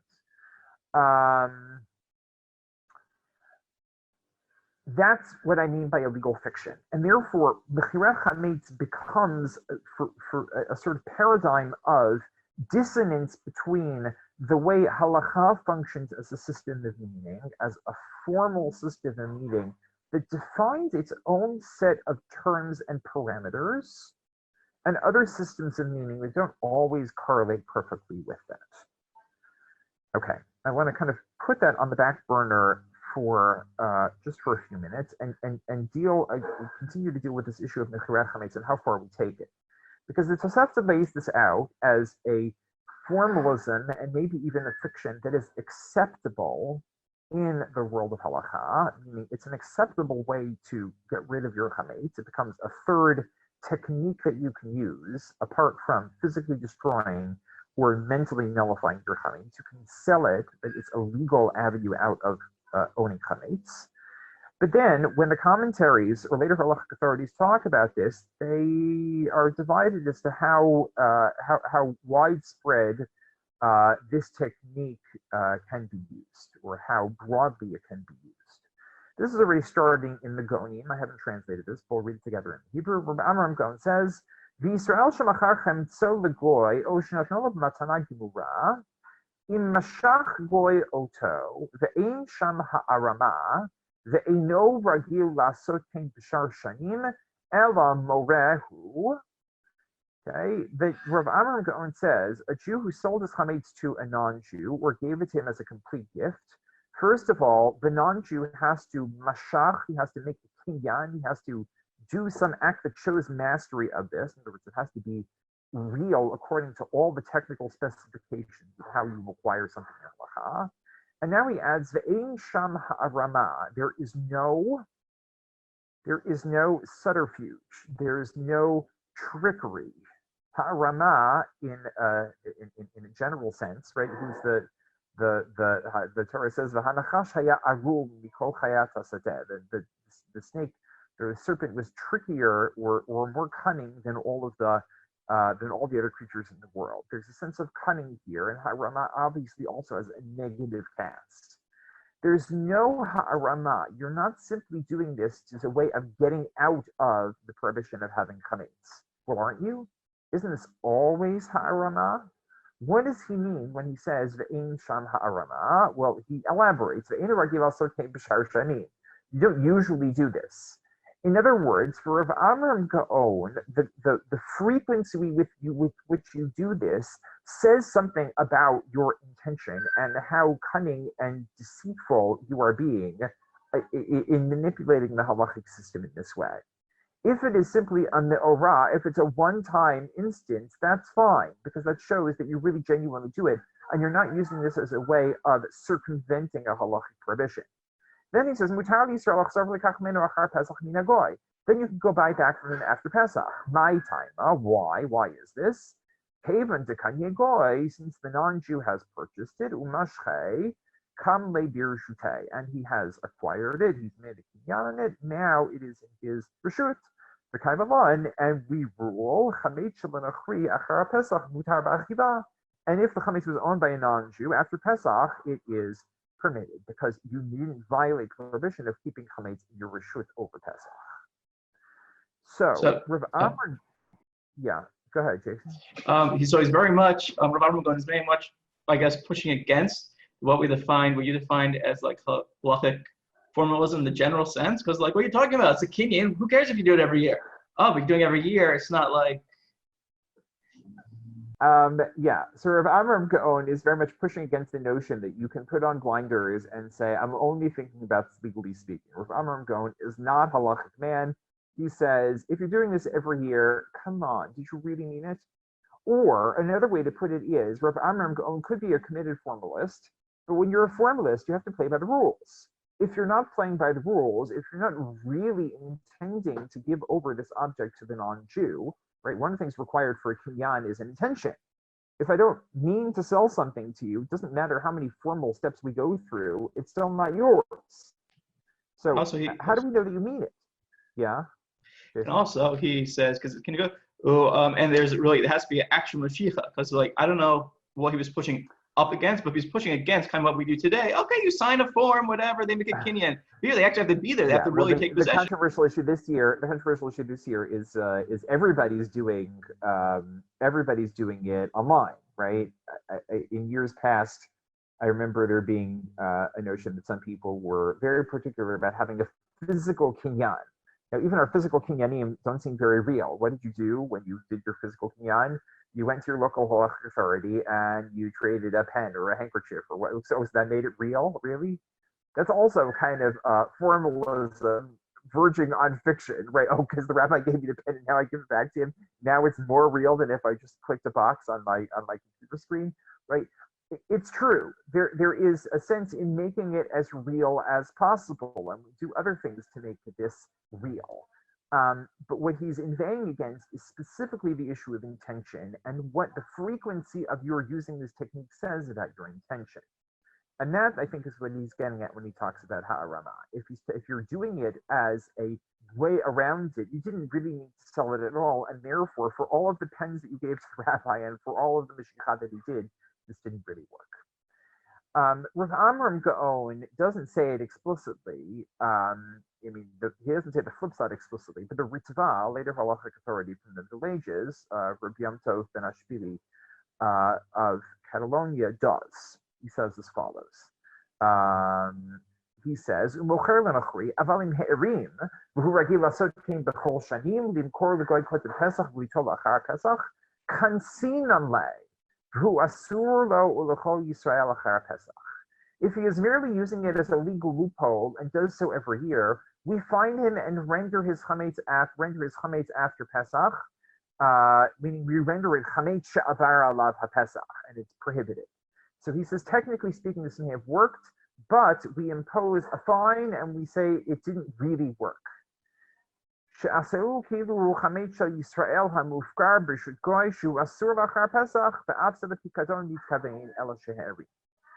it's considered as if it were chametz given over to a non-Jew for safekeeping, which is forbidden after Pesach. And he too merely intended to give over for safekeeping, but he used a legal loophole. If you gave your chametz over to the non-Jew and said, you know what, I'm going to keep ownership of this, just watch it for me, that's chametz shavar alav Pesach. And therefore, the Ritva says, if it's clear that you're using this as a loophole, it doesn't work. When did mechirat chametz actually become part of the halachic system? The way I should put it is, when did it become normative practice? There were hints already in Rav Amram Gaon and in the Ritva. This is already something that was being used at various points in history. But I think the evidence point toward it becoming a significant way of getting rid of your chametz, a significant technique that became a standard part of our arsenal of how to get rid of chametz only in the early modern period. And that has to do with certain socioeconomic changes, certain changes that happened as the Jewish community, the major centers of Jewish life, shifted to Eastern Europe, and Jews shifted professions. They became innkeepers. And when you own a tavern, what's one of the major things that you sell? Liquor.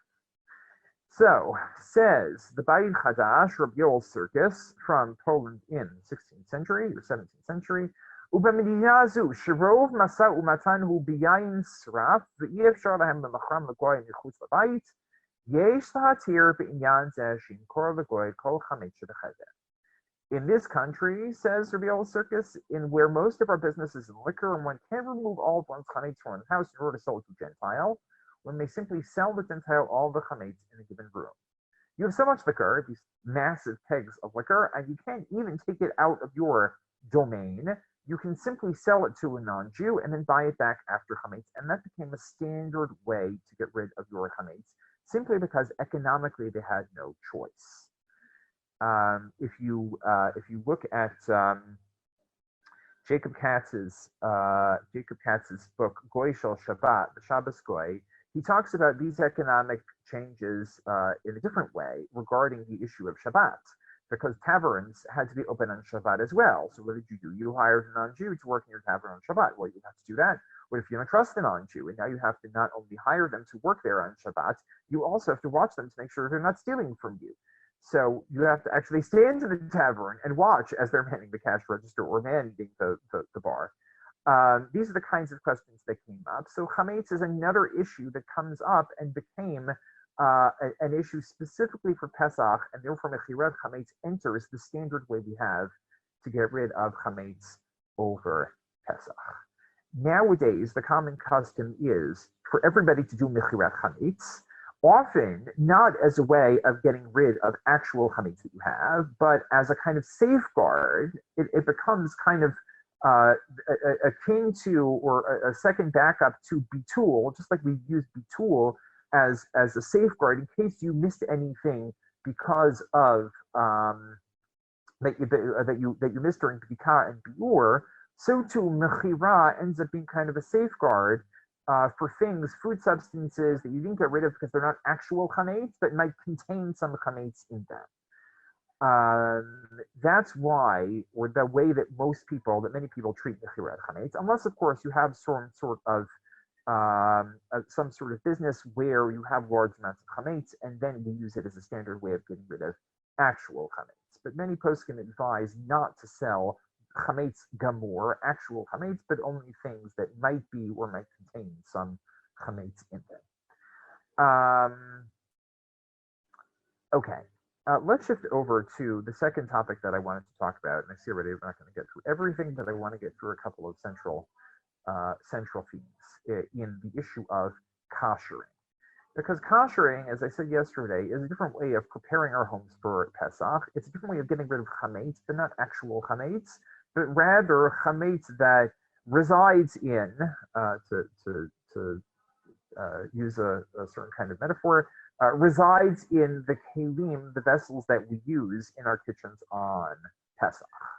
What's the problem with having a kli that was used for chametz? The assumption is that we make in standard laws of kashrut that kelim, the vessels that we use for chametz, absorb the chametz, and then if you use them again on Pesach, they will exude that chametz back into the food that you are preparing, and therefore what you end up with is a mixture of chametz and non-chametz, which is of course asur to eat, prohibited to eat on Pesach.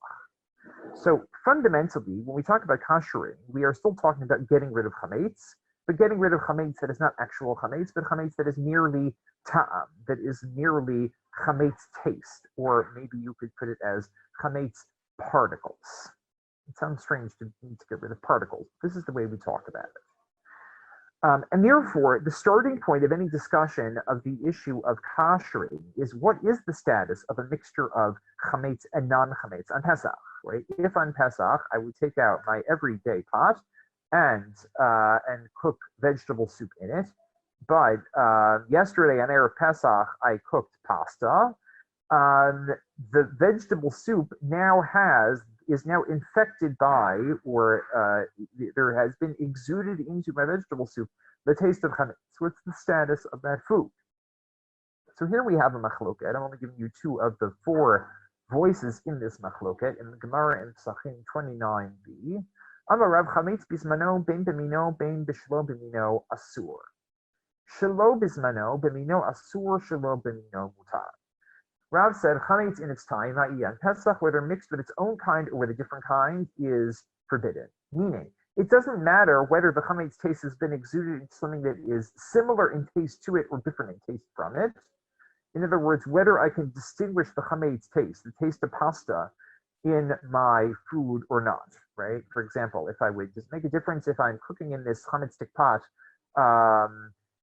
my Pesach pasta or vegetable soup. Pesach pasta would maybe presumably be the same kind, assuming Pesach pasta tastes enough like regular pasta to make it the same kind.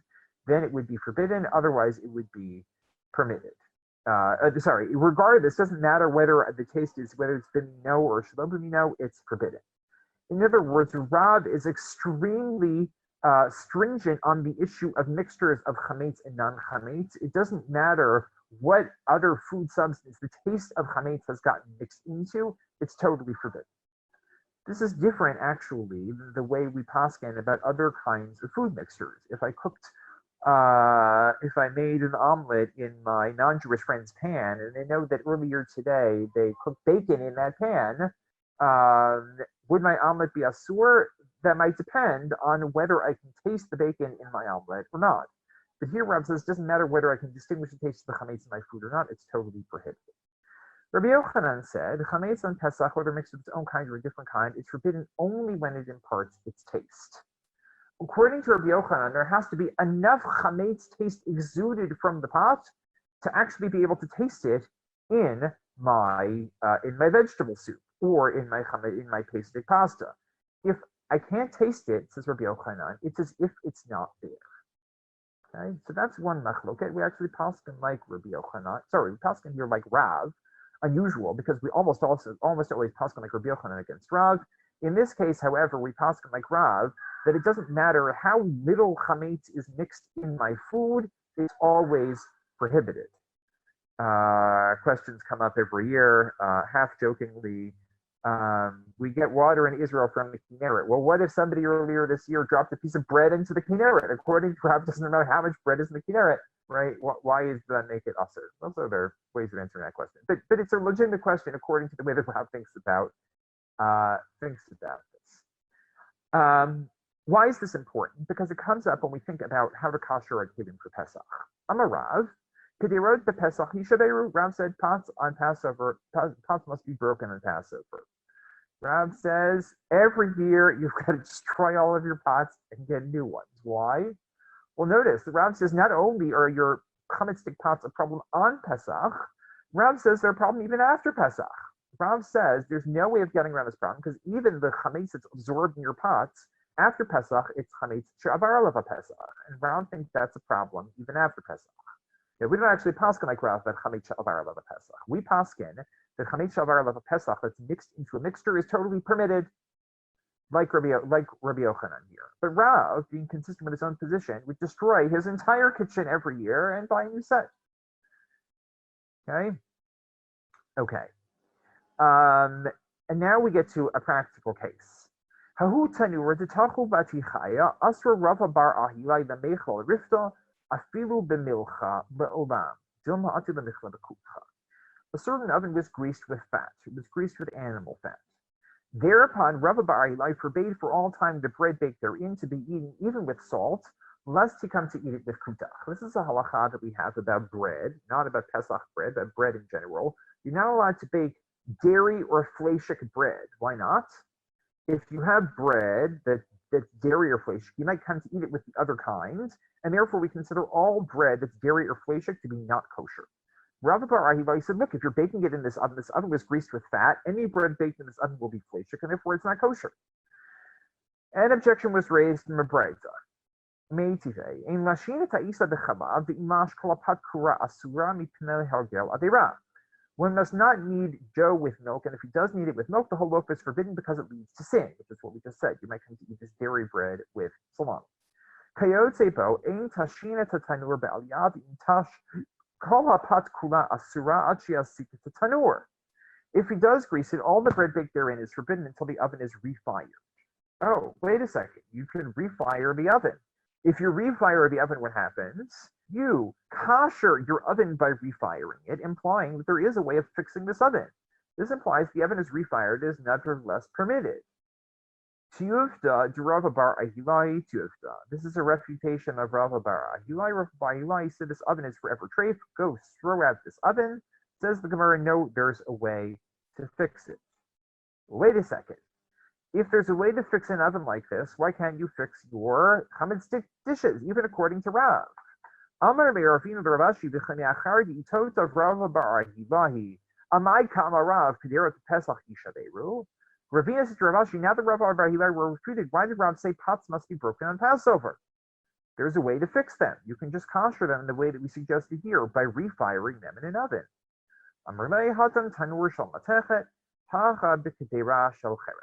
Well, there's one answer is, there we were talking about a metal oven. Metal you can kosher, as we'll see, whereas here it's an earthenware pot.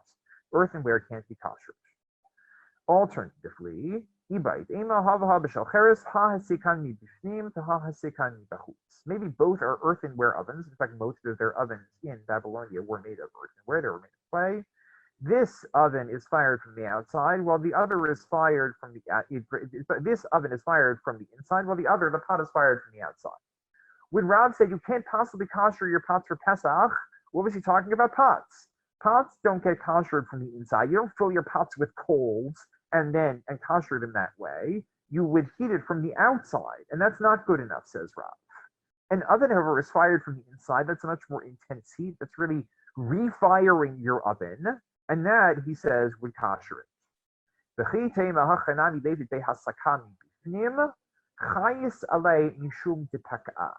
And should you say here too, let him burn the pot from within, maybe fill your pot with coals, he would spare it lest it burst. So here is a really interesting point about koshering for Pesach, one that's important in two registers. One, when you kosher, we understand, first of all, the hazards of koshering, right? When you kosher your pots, you have to be careful that they don't break. I remember this apocryphal story that they told me when I did a kashrut seminar with the OU of the overzealous mashgiach who took a blowtorch to the kitchen and ended up burning down the hotel on Erev Pesach. Please be careful when you kosher. In fact, I saw a post this year that said that maybe we'll try to get to this before the end. Most people are actually not used to koshering their kitchens. Most people have a full set of dishes and utensils not for Pesach. And therefore, the fact that many people, or they go away to a hotel, and therefore this year, when people are unexpectedly at home, they have to do koshering, they're not used to doing it. And for people, especially elderly people who may not be the most fit in terms of handling large pots of boiling water, we don't want people to possibly hurt themselves before Pesach, and therefore there have been alternate ways, non-standard ways of koshering various things that we don't normally use that are being suggested this Pesach. The other point here, which is a halachic point, is, so that's the practical side of this Gemara. The halachic side, however, is we don't let you kosher things in certain ways if we realize that you're not going to be able to go all the way. In other words, if in theory you could kosher your pot by using this other technique, we say still not good because you're not really going to do it. So we're going to get to this if we, hopefully we'll get to koshering glass, and we'll talk about, even though there's a possibility of koshering glass, we still don't advise doing it because people are not going to be, to follow through on the way we kosher glass, because glass, of course, is something that tends to be very fragile and tends to break more easily than other kinds of substances. The last point in this Gemara is maybe the most important point because it establishes a general principle of koshering that becomes extremely influential within later halachic literature. Rafuna the son of Rabbi Yeshua said, Rafuna the son of Rabbi Yeshua said, remember Rafuna braided Rabbi Yeshua, eight parur magilo brotchin ubakli rishon, kasavar keboo kach olto. A wooden pot ladle must be purified in boiling water, or it should be or in the kli rishon. Thus he holds, just as it absorbs, so it exudes. When you have a wooden pot ladle, we don't actually tend to kosher wood, but you can kosher wood. A wooden pot ladle that's used to stir a pot on fire, you can kosher it in boiling water on the flame, or, depending on how it's used, in a kli rishon, in a pot that's off the flame. What's the logic? However it absorbed the chametz, that's how you get the chametz out of it. Kibolo kach polto. The way it absorbs, so you kosher it. In other words, there's a mirror image between the way you use something during the year and the way that you kosher it for Pesach. You are essentially, the koshering process, in a sense, reversing the process by which the food was absorbed in the utensil in the first place. Now, anybody who's learned the halachot of koshering knows this principle becomes, as I said, it becomes very pervasive in later halachic literature. In fact, it only appears twice in the entire Gemara. So I don't want to get too carried away, or rather, I want to examine the relationship between this as a general principle and the specific manifestations of koshering, and understand that there's a degree of tension between the general principle and the specific manifestations. Similar to what we suggested, we talked about yesterday when we talked about the Mishnah of B'dikat Chametz, a certain degree of tension between the general principle of places that you have to search for Chametz and the specific, the rules, the location-specific rules that are formulated in the Mishnah elsewhere. Okay, let's start with, and I'm going to go a little out of order.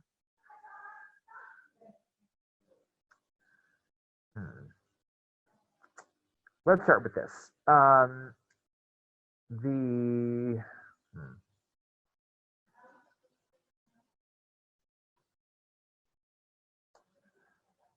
Let's start with the Mishnah of Avodah Zarah. Okay, the Mishnah of Avodah Zarah teaches us about koshering in a very different kind of context, and it's important to do this Mishnah because it makes us aware that koshering for Pesach is actually just a manifestation of koshering dishes in general. When you have kosher dishes, when they've been used for tray foods, chametz is one kind of tray food, albeit slightly different than other tray foods, as we will see. And this Mishnah establishes certain specific principles that apply to specific kinds of utensils. Tanu Rabbanan, halokech klei tashmish and avei kochavim, dvarim shelo nishtamish bahen, matzivan vehin tarim.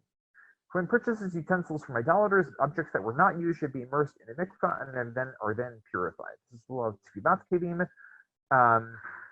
that's mentioned in the Torah and still practiced nowadays. Another interesting thing now that's come up this Pesach, because people are not venturing out of their homes to mikvaot. If you buy something new, do you have to topel it? There are ways of getting around this. How do we get around tfilat kevim according to the suggestion from raised this year? You sell it to a non-Jew.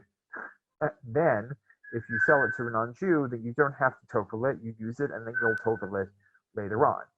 Mechirat kevim instead of mechirat chametz. Objects that were used for cold things, such as cups, jugs, and flasks, should be rinsed and immersed and are then purified. You have to wash them out. Make sure there's no residue left on the vessel. Objects that we use for hot things, such as pots, kettles, and vessels for heating water, should be scalded and immersed and are then purified. This is what we call hag'ala, immersing the koshering something by immersing it in boiling water. And finally, objects that were used in fire, such as spits and grills, should be made white hot and immersed and are then purified. Okay? So what do we see here? We see three techniques for koshering: washing, hag'ala, and what we call libun, getting something white hot in fire. Those are the three techniques that are used for koshering. Maybe technically speaking, only the last two are really koshering, because those are the ones by which we extract the food residue that is contained within the walls of our vessels. Washing a kli is just washing off the residue. That's not really very much koshering, although if we get to the issue of glass, I see already we might not get there. We'll talk about when rinsing is relevant on Pesach as well. Notice what's going on here. The Mishnah seems to lay out specific principles in line with our general principle. Our general principle, again, was kibolo kach polto. As it absorbed, so it exudes. Well, that seems to be what's going on here. However, these vessels were used when they absorbed non-Jewish, non-kosher food. That's how you extract the taste of non-kosher food from the walls of the vessel. Well, that's all fine and good, as long as we stick to general categories of vessels. As soon as we get more specific, we start to run into problems. Okay, and here we go. Says the Rav Yah from 13th century Germany regarding a frying pan. Okay, we're just going to read in English here to save a little time. It was cited to me in my father's name after his death that there were required incandescents. In other words, it requires libun, since it's similar to an oven which must be refired. Okay, think about this frying pan. Is a frying pan similar to the kinds of vessels that we're talking about here, pots, kettles, and vessels for heating water, those are all things that were used with liquids. Well, if you're using with a lot of liquid, then what's the best way to kosher it? To kosher it with more liquid, to kosher it by boiling. That's the standard way that you kosher things that were used with liquid. Well, a frying pan is not exactly with a liquid. In fact, you could say that a frying pan is more similar to spits and grills, which are used with the food touching them directly over the fire. Now the Rabbi is not so sure, but I didn't have the opportunity to discuss the issue with him, and it seems to me that by purging by boiling should be sufficient. The Rabbi himself said, I'm not sure why my father says this, it seems to me that you should be able to use hagalah in this case, and that's the mainstream practice. Why? First of all, because we see regarding the requirement to tithe challah, the Gemara equates frying and boiling. So one of the issues here is, when we talk about frying in oil versus boiling in water, are those two the same or different? And what the Rav is doing is invoking a different area of halacha, where we also talk about the relationship between frying and boiling, either the same or different. We see about the kinds of breads that you have to take challah from, that frying and boiling are both the same. They have the same value in terms of their ability to make something called bread for purposes of being required to take challah. Moreover, we have this same thing when we talk about Shabbat. Are frying and boiling both the same category of bishul on Shabbat? Moreover, the rabbis did distinguishing different kinds of pots, even though there are some kinds of pots which are used for frying fats. Okay? Furthermore, we learned in the Tosefta, pots, kettles, frying pans, and water pots can be purged through boiling water. So he says, look, in this Breita, we mention all kinds of pots, and it doesn't seem there's a difference in different kinds of pots. Pots are different that are used for holding things, or different than spits and grills. But also, if you look at the Tosefta that's parallel to this Breita, you see that it sticks one more word in. It doesn't just say pots, kettles, and water pots, which is what we have in our Breita. It adds the word frying pan. So you see that at least the Tosefta thinks that frying pans are equivalent to these other things. So the Rabbi already acknowledges there are two ways of thinking about a frying pan, but he says that a frying pan is similar to any other kind of pot. The Tarat Habayit, the Rashba, coming about a few generations later, is not so sure. He says, a spit or a grill must be purged by fire, for as it absorbs, so it exudes. And these tools are considered to be used by fire. Okay, a spit or a grill used directly over the fire. There's no liquid medium between the food and the vessel or the utensil, and therefore you need to do libun, you need to kosher it by direct exposure to fire. And even though, so now already he starts with a little bit of a caveat, even though when one roasts, sorry for the typo here, when roasts on a grill, one smears it with a little fat or oil, this moisture doesn't prevent the fire from being the dominant factor, unlike kettles or water pots, which contain abundant liquid.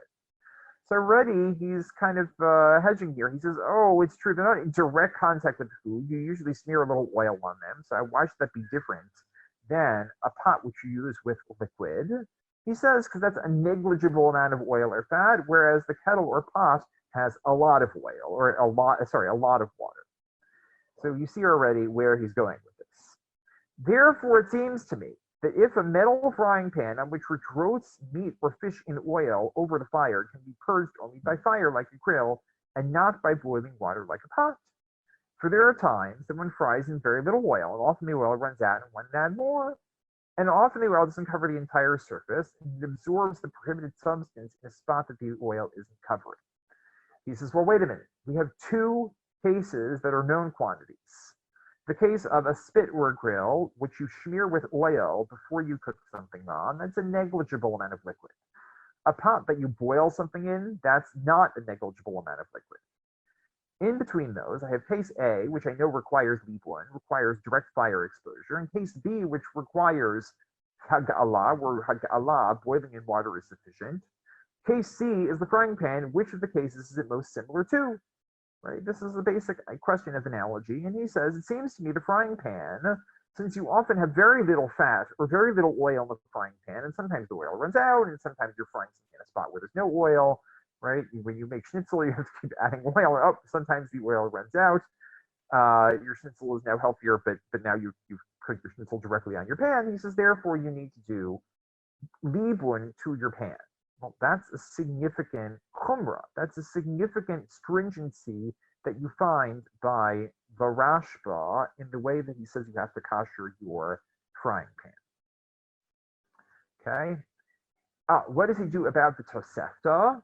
He said, but I found in the Tosefta pots, water pots, frying pans, and kettles can be purged through boiling water, implying that a frying pan is like a pot or a water pot. He cites the Tosefta that the Rashba cites and says the Tosefta sounds like frying pans are more like pots and not like grills. But even so, it seems to me that we did not rule like the Tosefta. For if we did, why would the Gemara omit the term frying pans?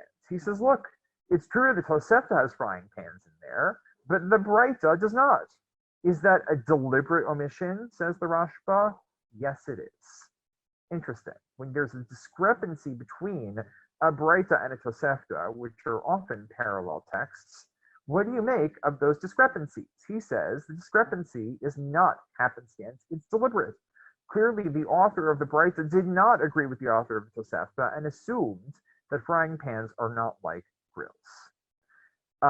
Not in this context. I don't think there are other mentions of frying pans in the context of koshering. This is the main source of koshering information that we have. There are other cases where frying is mentioned, and the Rabbi quoted one of them, namely when it comes to the definition of bread, what's considered to be bread for purposes of taking challah, and there it compared them. But the question is, is the comparison between cooking techniques necessarily the same as the comparison between vessels? Because as the Rashi is pointing out, even if you assume the frying is like boiling, well, that's only true if you're frying in a lot of oil, if you're deep frying something. If you're frying in a very little bit of oil, if you're sauteing something or pan grilling something, that's more like using a grill. So the Rashba is stringent and requires a frying pan to do hag'alah. What is the Rashba clearly assuming? What's his operating principle here?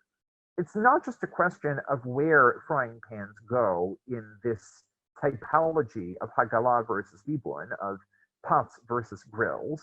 It's also implicitly, I think, an issue of kibolo kach polto. He says, look, if it absorbed the taste of the non-kosher food by direct contact between the food and the kli, then you have to do it, and therefore there's no liquid there. Therefore, you can't use liquid to extract the taste. How it absorbs, so it exudes, and the only way for it to exude this is through direct fire heat. Or, more to the point, there's a way of thinking about libun and haggalah. Libun is not necessarily the same as haggalah. Libun can be not a way of extracting the taste of the food, but actually destroying the taste of the food that's absorbed in the walls of the kli. Again, the Gemara doesn't exactly describe it this way, but this is how some of the Rishonim describe and distinguish between the process of libun and the process of haggalah. Libun, getting the pot or the vessel to white hot, is a way of destroying the taste that's embedded within the walls of the vessel and not simply extracting it. So the Rashba says, look, if it got absorbed not through contact, not through a liquid medium, but through direct contact, then you can't extract it with a liquid medium. In other words, the Rashba is assuming that the general principle is the operative principle here. Kibol okach polto dictates how I kasher a kli whose status is unclear from the earlier sources. The Rashba's contemporary in Spain, takes issue with this and says as follows. His commentary is on the Rabbi, but he's also implicitly disagreeing with the Rashba. There are those who say there are times that when it's frying and the oil dries out and the food ends up being baked in the pan without any oil and it's absorbed in the pan without any liquid medium. He uses the term baked. And therefore it requires incandescence, it requires libun like spits and grills. But I disagree with this. Fearful we'd be concerned with this, then all metal pots, which sometimes run out of liquid and the food is burned and sticks to the side of the pot, should also require incandescence. Right? Says the Rush, hey, have you never burned your cholent before? Cholent is something cooked in a liquid medium, but sometimes it burns, and then you have no liquid medium between cholent and the pot. So in that case, I should also require it. But nobody's going to tell you that you require libun for your cholent pot just because once you happen to burn your cholent. Hold on a second. Chag Sameach. Take care. Thank you for joining us. Good to see you. He says, but I disagree with this. For if we be concerned with this, then all metal pots run out of liquid, and the food is burned and sticks to the sides of the pot should also require incandescence. We should also require Reifman, and we have no evidence of anyone being concerned for this. We've never seen that anybody requires you just because once you happen to bring your cholent to do Reifman into your cholent pot. Rather, the reason is that even when the food is burned and sticks to the sides of the pot, there's some liquid in the food. It's just dry. The point it's just the it's just dry at the point of contact with the pot, but this isn't considered used directly over the fire that would mandate incandescence, that would mandate Reifman. So the Rosh says, look, it happens every so often, but there's still some liquid in the pot. What I want to say about the Rashba is, what I want to say about the Rosh, and I think this is not expressed quite so clearly here, but it's expressed more clearly elsewhere, is that the Rosh is saying, no, the case-specific rulings about different kinds of pots hold true regardless of any happenstance, any something that might have happened in particular times that your cholent happened to dry out and you had some direct contact between the food and the vessel. He says, look, it's true that it happens sometimes, but what you go by the normal use of the food, and in this case, also, there's still some liquid there in the pot. And this becomes, I think, let me see if I can find it here. I put it elsewhere in the source sheet, but it's relevant to the point that we're making here. Aha, here it is. Okay. So the Rosh is effectively saying, don't look at the instances that might have happened once upon a time where the oil or the liquid in your pot dried out. That's not what dictates the category that the pot is in. And this gets expressed even more clearly in this other passage about the Ravya, which is, I think, the last point that we're going to get to, which is a question of whether certain kinds of utensils or vessels can be koshered in a kli rishon, in a pot that's off the fire, or if you need to kosher them in a pot on the fire. Generally, the way that we do hag'alah is that we have a pot of boiling water that you put on your stove and you dip things in the pot. Okay, now, this can obviously get a little hazardous. You have to be careful when you do this. In my house, growing up, we always did hag'alah. I think because my father grew up in, my grandparents were caterers, and every Pesach they would run the kitchen at a hotel, and there he grew up koshering very large quantities of utensils before Pesach, and therefore we had a standard way of doing this, where we had a large pot that was special for koshering and a sieve that we used to immerse all of my parents' good sulfur at once. It was very simple to do, but it's not always so simple. Sometimes you want to kosher things differently. You want to kosher them, say, in a kli rishon, or you want to kosher them by pouring boiling water over them from a pot. So he says, plates must be purged by boiling, regardless of whether they're metal or wood, because sometimes one inverts them over meat or fish in a pot, and sometimes one uses them to take soup from the boiling pot, so the plates become a kli rishon. And one should also be concerned regarding silver cups, for sometimes one heats wine and peppers and spices near the fire, and therefore one must purge them by boiling. So he says, anything that you might once upon a time have used in a pot over the fire or in a kli rishon requires hag'alah. It requires being done in a pot over the fire. And so too, even if it's something that you don't normally use in a pot over the fire, a teaspoon, you don't normally use a teaspoon to stir a pot, but if you did once upon a time, now it becomes not a teaspoon, but a soup spoon. Sorry, not a soup spoon. It becomes effectively a soup ladle, and now you have to kosher it the way that you would kosher anything that you stuck in a pot. Again, kibolo, kach polto. As it absorbs, so it exudes. And if it absorbed on the fire, then you have to kosher it again in a pot on the fire. The Rashba, again, disagrees. And here you see, actually, the Rashba tends to go in the opposite direction regarding this particular ramification. The Rashba now says, you ask regarding metal cups or trays one uses all year round and which is used on Pesach, if rinsing them is sufficient. As we learned, objects that are used for cold things such as cups, jugs, and flasks should be rinsed and immersed and are thereby purified. Or should we be concerned that sometimes during the winter we place these utensils by the fire in order to heat wine, again referring back to this point that Rabbi made, and we put chametz in them as well, and therefore they should require purging by boiling. His answer is, according to the letter of law, it seems to be require only rinsing, as we learned in the Breita. For even though sometimes, as you said, sometimes we do as you said, first of all, he raises a different point here that the Kli is not Ben Yomo. You haven't actually used the Kli like this in the past 24 hours. And therefore, the sages followed the primary use of the utensil in determining how it should be purged. So here he lays down a principle that in some ways seems to be at odds with the previous thing that he said. About frying pans, he said, well, sometimes it happens that you run out of oil, and therefore you have to do purging. But here he says, we have certain kinds of vessels that are mentioned explicitly in the Breita as being vessels that you can kosher simply by rinsing them. You don't need to do hagalah.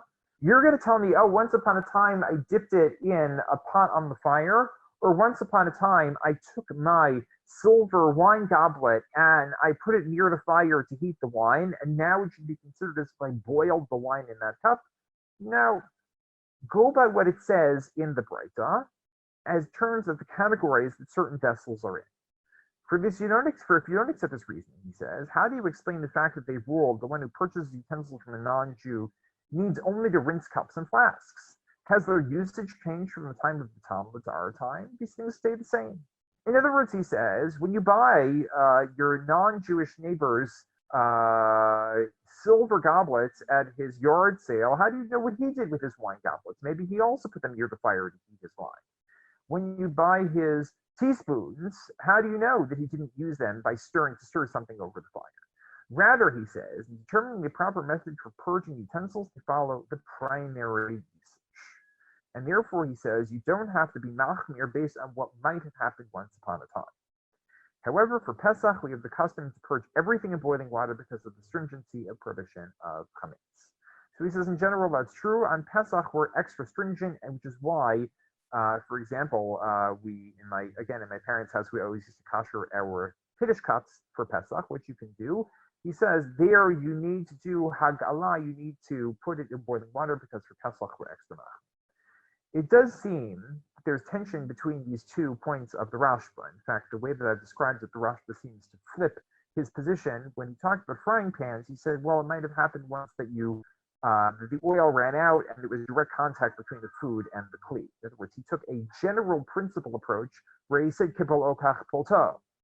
In this case, the Rashba is specifically not following kibol okach polto, just because it happened once upon a time that used a spoon or a wine goblet in a particular way doesn't determine the general usage.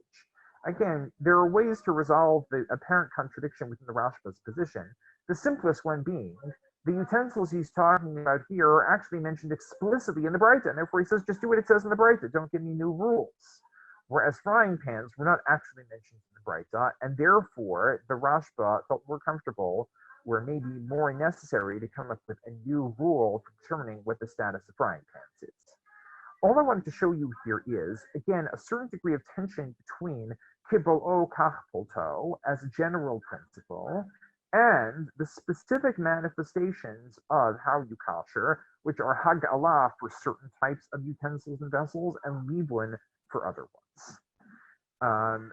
There's always a certain degree of tension in terms of how we kosher things.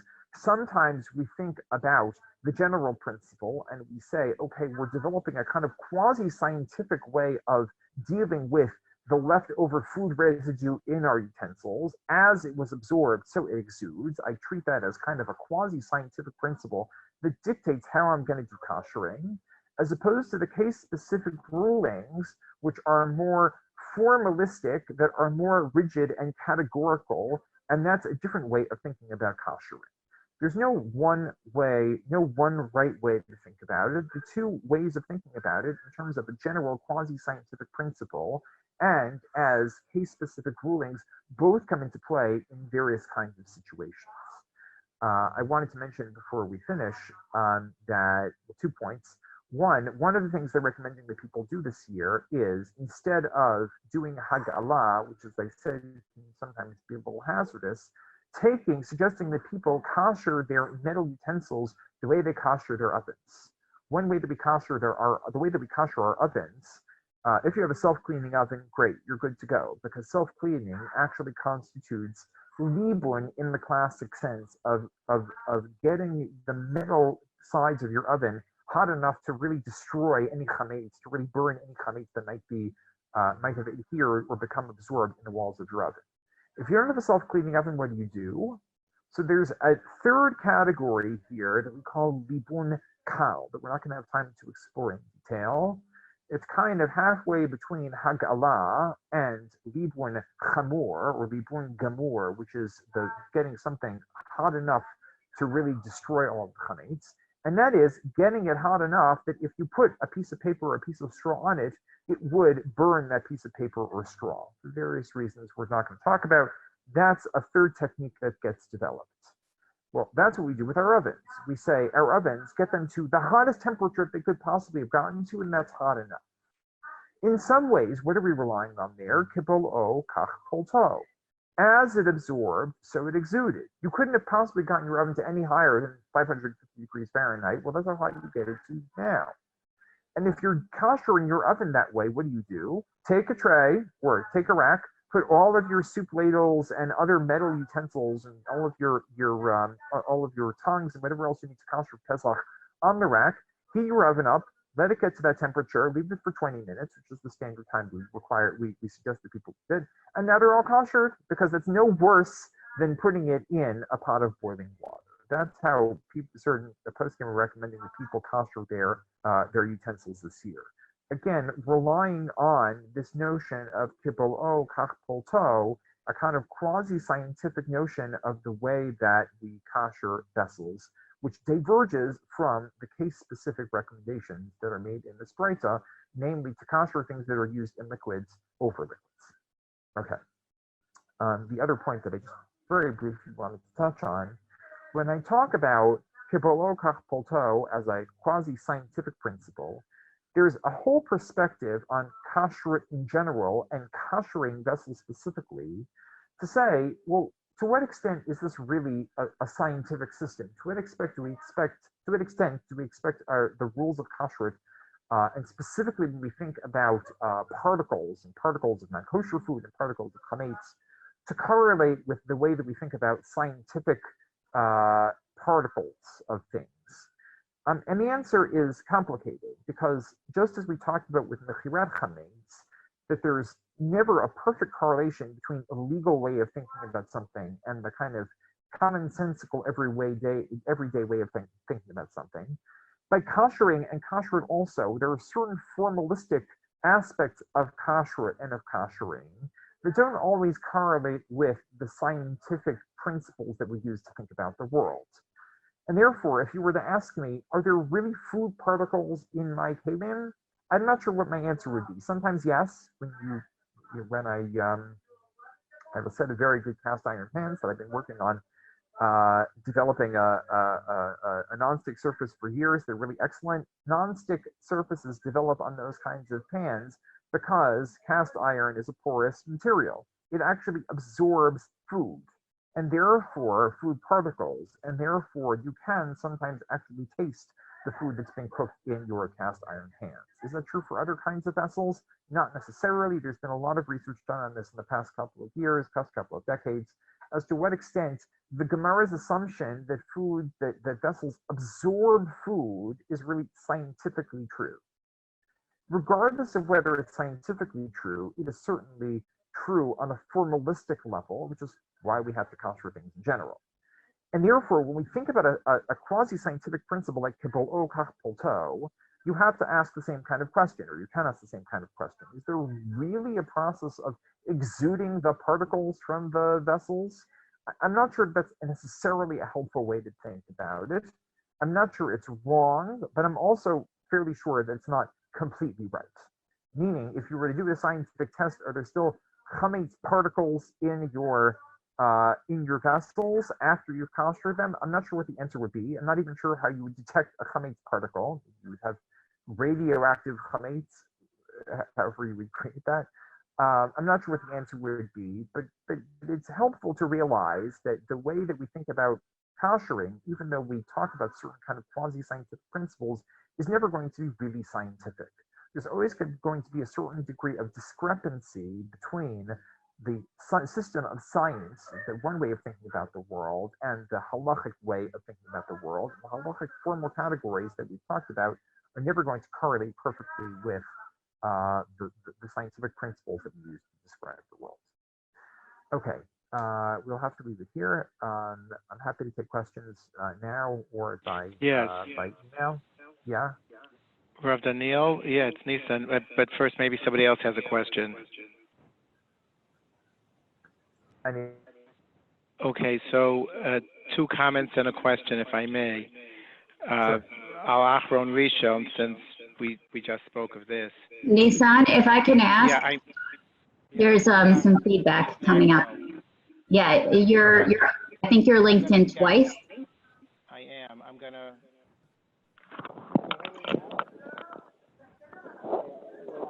I'm going to sign off from the Zoom. Okay, Okay, good. Can you hear me now? much better. Thank you. Great, thanks so much. So I don't see anybody. Many years ago, he has since passed away. He died young. Dr. Alan Schulman was the first Shomer Shabbos chairman of a scientific council of the American Dental Association. And he was chairman of the Council on Dental Materials. I met him after I graduated Columbia. He was chairman of the Department of Dental Materials at New York University's dental school.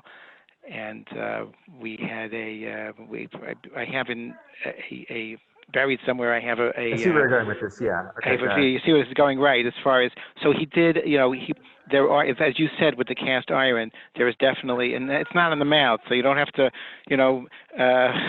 if a temperature that would allow for palatos from your silver fillings or your crowns, etc., will kill you first. Right. Right. Exactly. Right. So that just to mention that. That's true. Right. You have to wonder, what are your fillings absorbing chametz taste that you would then have to get rid of, right? People talk about castrating your dentures, right? But by definition, whatever you put in your mouth can't be hot enough that it's going to cause absorption. Yeah. Exactly. Yeah. The comment I had is actually on the first part of the share of today. Okay. When you spoke of kinyonim, and as far as it was fascinating, I learned so much from you today, as always. The idea of a kinyan, of picking up, whether it's a kinyan, suitor, where it's just some type of representation. You pick up, chalipin, and all these things, as I understand, is a reification of the gemirat da'at that a kinyan is really all about. I think that's true. So that I think that's true. Right. Yeah. Right. So it's not magic. It's not it's just a physical. Mm-hmm. Yeah. It's a way of making it real. And again, I mean, what are we doing when we give a pen? What's a kinyan chalipin? A kinyan by trade, right? Mm-hmm. Effectively, I'm trading one thing for another thing, right? So in a barter system, in a very simple barter economy, there's an intuitive sense that if I give you one thing, you give me another thing, we've traded not only possession, but ownership. When that gets abstracted to the point where, okay, if I give you my pen, or even if you give me your pen as a gift and I give it back to you, right, we can trade that for anything, right? I can trade you a pen for my warehouse full of chametz. That's the point at which it's true that there's a real intuitive sense that trading things is a way of establishing ownership or changing ownership. But at some point that becomes so abstracted that you have to, that it works only if you're deeply committed to and absorbed within the system of law as a way of thinking about the world. As soon as you step out of that, you say, what do you mean you just traded the pen for your warehouse full of chametz? Does that work? Would that make sense to somebody else who's not as enmeshed? No, not at all. It's just about, just a way of reifying the Gemirat Da'at, the fact that we are of two minds. You aren't willing. You're saying the fact that you're doing an action. It's a reification. It's interesting. In other words, it doesn't represent what it was. This is how all kinyanim work, I was taught. Interesting. But I wasn't taught this in high Yeah. school. This was many years later. I didn't, No. or But even in other base kinyanim, medrash. but I think other kinyanim are more real. Again, I don't want to drag this point out because I don't want to speak too long about this. I think when Right. you make a kinyan on a new car, how do you make a kinyan? Car, you drive it out of the lot. Well, it's the way we intuitively think about these things as well. What do I mean? What do I do when I drive a car out of the lot? I establish usage of it. I establish control over it. So some Exactly. kinyanim still have much more of an intuitive sense. They're not simply symbolic. Right. They Mashiach actually Hagbar, have exactly. practical meaning. What you're saying about the kinyan of a pen is that it has meaning, but its meaning is symbolic rather than practical. Right. In any kinyan, if I drive off your car lot with the car, just the fact that I'm being, Moshe, this or being, this car, it doesn't make it mine. We had to have a meeting of the minds, a Gemirat Dat, a meeting of the minds. That's true. That I have acquired it from you. That's true. But what I'm saying is it's not only symbolic, it's also practical. When I drive a car off the lot, I'm establishing control of the car. I'm establishing usage of the car. When I trade you when I trade you your pen for my warehouse full of chametz, there's less of an intuitive sense that works in the real world. Somebody looking on from the outside would say, well, that's just a joke. Right. That's why you explain about formalism. For it to be real. That's brilliant. The way legal formalism as opposed to legal fiction. My question is about from yesterday's shiur. I was muted. I didn't have a chance to ask you if I may. Just on the Agadata part. Ner Hashem Nishmat Adam Chofes Kol Chadrei Baten. I'm not sure. I have to look back. At the Pesach Mishnah the Farshim. Who is it talking about? That the soul of man is the lamp of God. I'm not sure exactly how to. Exactly what the pasuk is. My recollection is that you gave it also a beautiful when you switch the subject and the predicate. Is it Nishmat Adam that is? When it switches it, it's essentially saying that there's something about that the lamp somehow represents the soul. That's the association that I wanted to make. That there's an association between lamp and soul, not specifically about person and God. Okay, that part of it is I think less important. But the association between lamp and soul is I think what the Gemara is getting at, and what the Farshim are picking up on when they develop a kind of a spiritual approach to B'dikat Chametz. Thank you. Okay. Is there anyone in particular Thank you very much. Yes. Thank you. I realize it's late by you. What time is it by you? About 9:30. 9:30. That's okay. Yeah. Very well. Okay. Thank you all for joining us. Have a Chag Kasher V'Sameach, a very happy, kosher, and healthy Pesach. And may we all meet the particular challenges of this Pesach without feeling like too much was taken away from our Simchat Chag. Thank you very much.